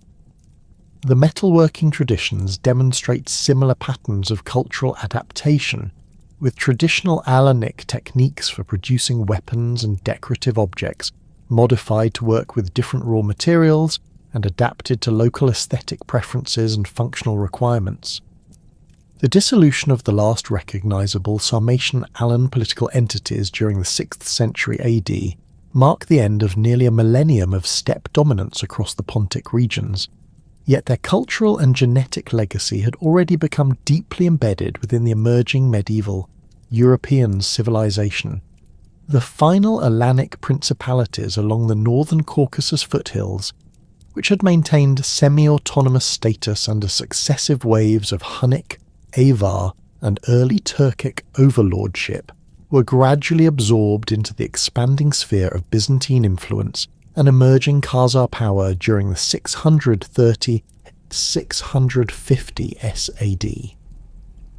Archaeological evidence from sites such as Zmayskaya and Alkan Kala reveals the systematic transformation of traditional Alanic settlement patterns, with the construction of stone fortifications using Byzantine architectural techniques alongside the maintenance of traditional Alanic craft workshops and burial practices that preserved essential elements of steppe cultural identity. The linguistic legacy of the Sarmatian Alanic peoples extends far beyond the immediate geographical boundaries of their historical territories, permeating the vocabulary and place name systems of regions across Europe where their populations had settled during the migration period. In France, the concentration of Alanic toponyms in the Loire Valley and Armorican Peninsula reflects the systematic settlement of Alanic populations during the 5th century, with place names such as Alaines, Alincourt and Alainville preserving the ethnic designation of their founders in forms that demonstrate the phonological evolution of Alanic linguistic elements within Romance language contexts. The survival of these toponyms through subsequent periods of political change and population movement indicates the substantial demographic impact of Alanic settlement and the persistence of local traditions that maintained awareness of their historical origins. The preservation of Alanic personal names within medieval European naming systems provides crucial evidence for the continued cultural influence of Sarmatian populations long after their political independence had ended. The name Alan itself became widely adopted across Western Europe, appearing in royal genealogies and aristocratic family traditions that claim descent from Alanic warrior elites. In Brittany, the popularity of Alanic names such as Alan, Alan and their derivatives reflects not merely fashion, but genuine genealogical connections to Alanic settler populations whose descendants maintained positions of local prominence. The onomastic evidence from medieval charters and chronicles reveals the systematic preservation of Alanic naming traditions within specific family lineages that served as repositories of cultural memory and ethnic identity. The linguistic borrowings that entered various European languages during the migration period include technical terms related to military equipment, horse management, and pastoral practices that reflect the specialized knowledge contributed by Sarmatian Alanic populations to medieval European civilization. In medieval Latin texts, words such as contus for the long lance and cataphractus for heavily armoured cavalry demonstrate the adoption of Sarmatian military terminology into the standard vocabulary of European warfare. The Romance languages preserve numerous loanwords related to horse breeding and cavalry equipment that derive from Alanic linguistic sources, indicating the continued importance of Sarmatian expertise in these specialized areas throughout the early medieval period. The cultural contributions of Sarmatian Alanic populations to medieval European military development extended beyond terminology to include fundamental innovations in cavalry tactics, armour design, and horse breeding that transformed the nature of European warfare. The heavy cavalry formations that became characteristic of medieval European armies owed crucial technical elements to Sarmatian cataphract traditions, particularly the development of coordinated charge tactics and the integration of lance combat with armoured protection for both rider and mount. Archaeological evidence from early medieval weapon deposits across Europe reveals the continued production and use of lance designs that derive directly from Sarmatian prototypes, with metallurgical techniques and decorative elements that demonstrate the preservation of steppe military traditions within European contexts. The evolution of medieval European armour systems incorporated numerous technical innovations that originated in Sarmatian workshops and were transmitted through the networks of cultural exchange established during the migration period. The scale armour construction techniques that had been perfected by Sarmatian craftsmen provided the foundation for the development of more sophisticated protection systems, including the laminated armour designs that became characteristic of Byzantine and early medieval European military equipment. The manufacturing processes developed for producing these armour systems required specialised metallurgical knowledge that was preserved within craft traditions maintained by descendants of Sarmatian populations who had settled in various European regions. The influence of Sarmatian artistic traditions on medieval European decorative arts created distinctive regional styles that combined steppe animal motifs with local artistic preferences and Christian religious symbolism. The polychrome jewellery style that had characterised Sarmatian elite culture was adapted and transformed within European contexts, contributing to the development of the cloison and garnet inlay techniques that became hallmarks of early medieval European metalwork. Archaeological analysis of jewellery from Merovingian and Visigothic burial sites reveals technical processes and decorative elements that demonstrate direct continuity with Sarmatian artistic traditions, indicating the preservation of specialised craft knowledge within European workshops. The animal style art that had been central to Sarmatian cultural expression underwent systematic transformation within Christian European contexts, with traditional motifs adapted to serve new symbolic functions while maintaining essential aesthetic characteristics. The stylized animal representations that appear in medieval European manuscript illumination, metalwork and stone carving demonstrate the integration of steppe artistic traditions with Christian iconographic programs. The technical skills required to create these hybrid artistic forms were preserved within monastic scriptoriums and secular workshops that maintained connections to the oral traditions and craft techniques transmitted by Sarmatian populations. The religious syncretism that had characterized Sarmatian spiritual traditions contributed important elements to the development of medieval European Christianity, particularly in regions where substantial Sarmatian populations had settled during the migration period. The fire worship practices that had been central to Sarmatian religious life were adapted within Christian contexts through the emphasis on sacred flames and candle lighting that became characteristic of medieval European liturgical practices. Archaeological evidence from early medieval church sites reveals the construction of specialized areas for maintaining perpetual flames and the incorporation of fire altars into Christian sacred architecture in ways that reflect the influence of traditional Sarmatian religious practices. The veneration of warrior saints that became prominent in medieval European Christianity demonstrates the influence of Sarmatian cultural values on the development of Christian spiritual traditions. The emphasis on military virtue and the sanctification of warfare that characterized medieval European religious thought reflected the integration of steppe warrior ethics with Christian theological frameworks. The hagiographical traditions that developed around figures such as Saint Martin of Tours and St. Maurice incorporated elements that derive from Sarmatian concepts of sacred warfare and the spiritual significance of military service, creating hybrid religious traditions that serve the needs of populations with diverse cultural backgrounds. The horse breeding programs established by Sarmatian populations in various European regions contributed crucial genetic stock and management techniques that enhanced the quality of medieval European cavalry mounts. The larger, more powerful horses that had been developed for Sarmatian cataphract warfare provided the foundation for breeding programs that produced the destriers and other specialized war horses that became essential for medieval European heavy cavalry operations. Archaeological evidence from medieval horse burials reveals animals with physical characteristics that demonstrate the continued influence of Sarmatian breeding traditions, including the size, bone structure, and muscular development that had been optimized for carrying heavily armored warriors. The pastoral management techniques developed by Sarmatian populations during their centuries of nomadic life contributed important innovations to medieval European agricultural practices, particularly in regions where traditional farming methods were inadequate for local environmental conditions.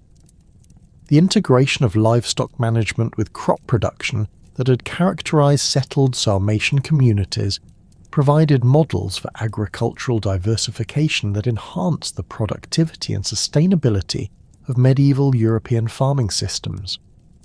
Archaeological evidence from rural settlements reveals the adoption of Sarmatian techniques for managing mixed herds, processing dairy products, and maintaining genetic diversity within livestock populations.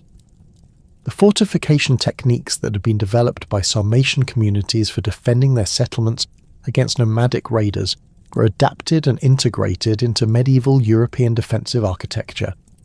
The earthwork construction methods and the strategic placement of defensive works that characterized Sarmatian military engineering provided valuable precedents for the development of motte and bailey castles and other fortification systems that became characteristic of medieval European defensive architecture.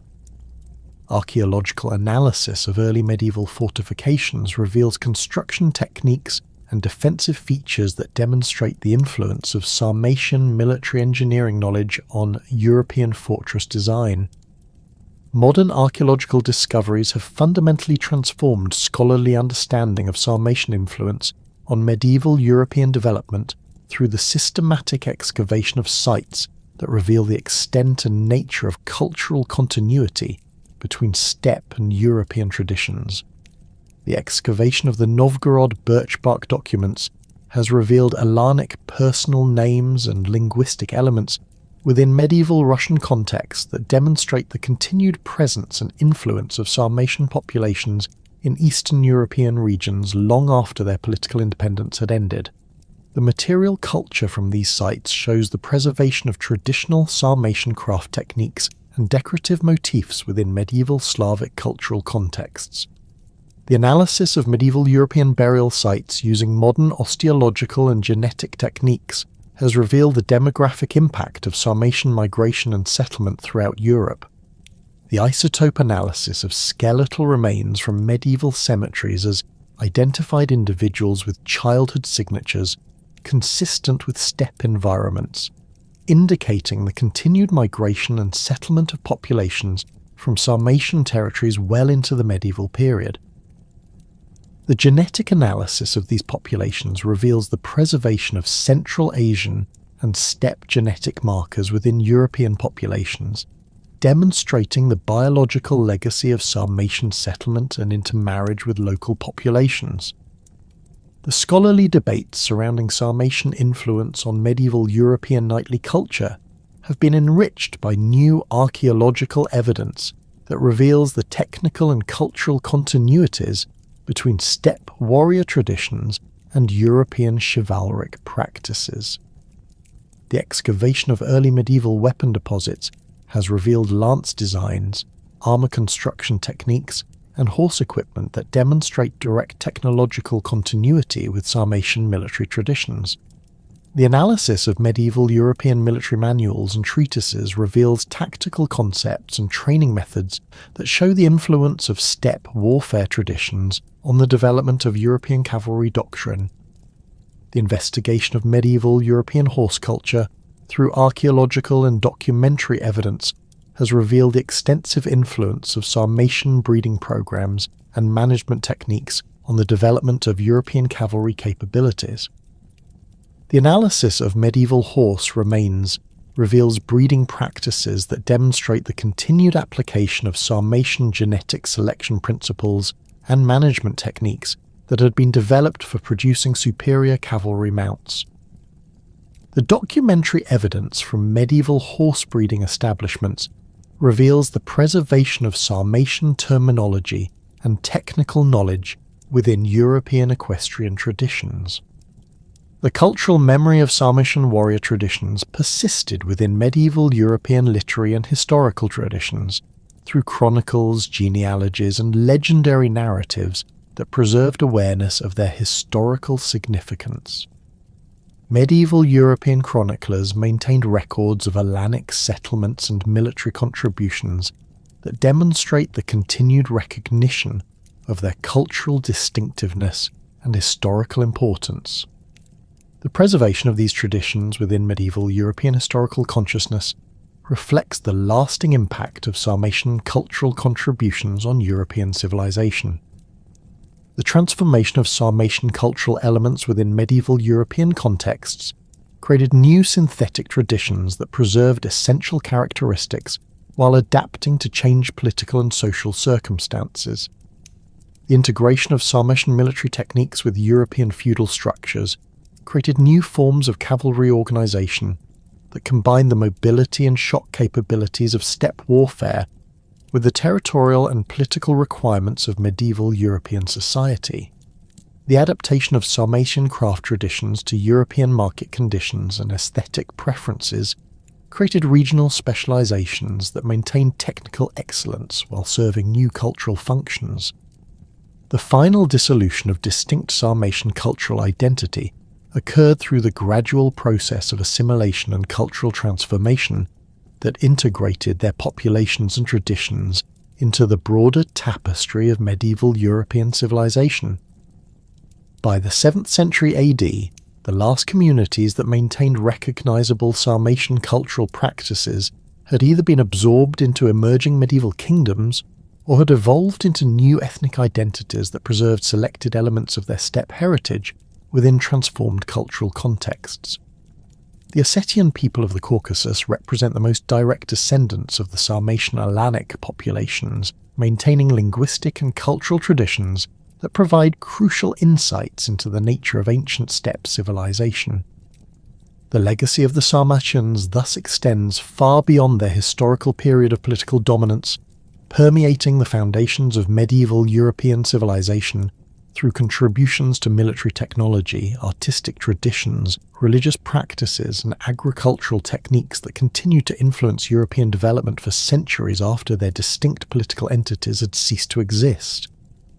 Their transformation from nomadic steppe warriors into integral components of European medieval society represents one of the most successful examples of cultural adaptation and integration in human history, demonstrating the dynamic nature of cultural identity and the enduring influence of technological and social innovations across temporal and geographical boundaries.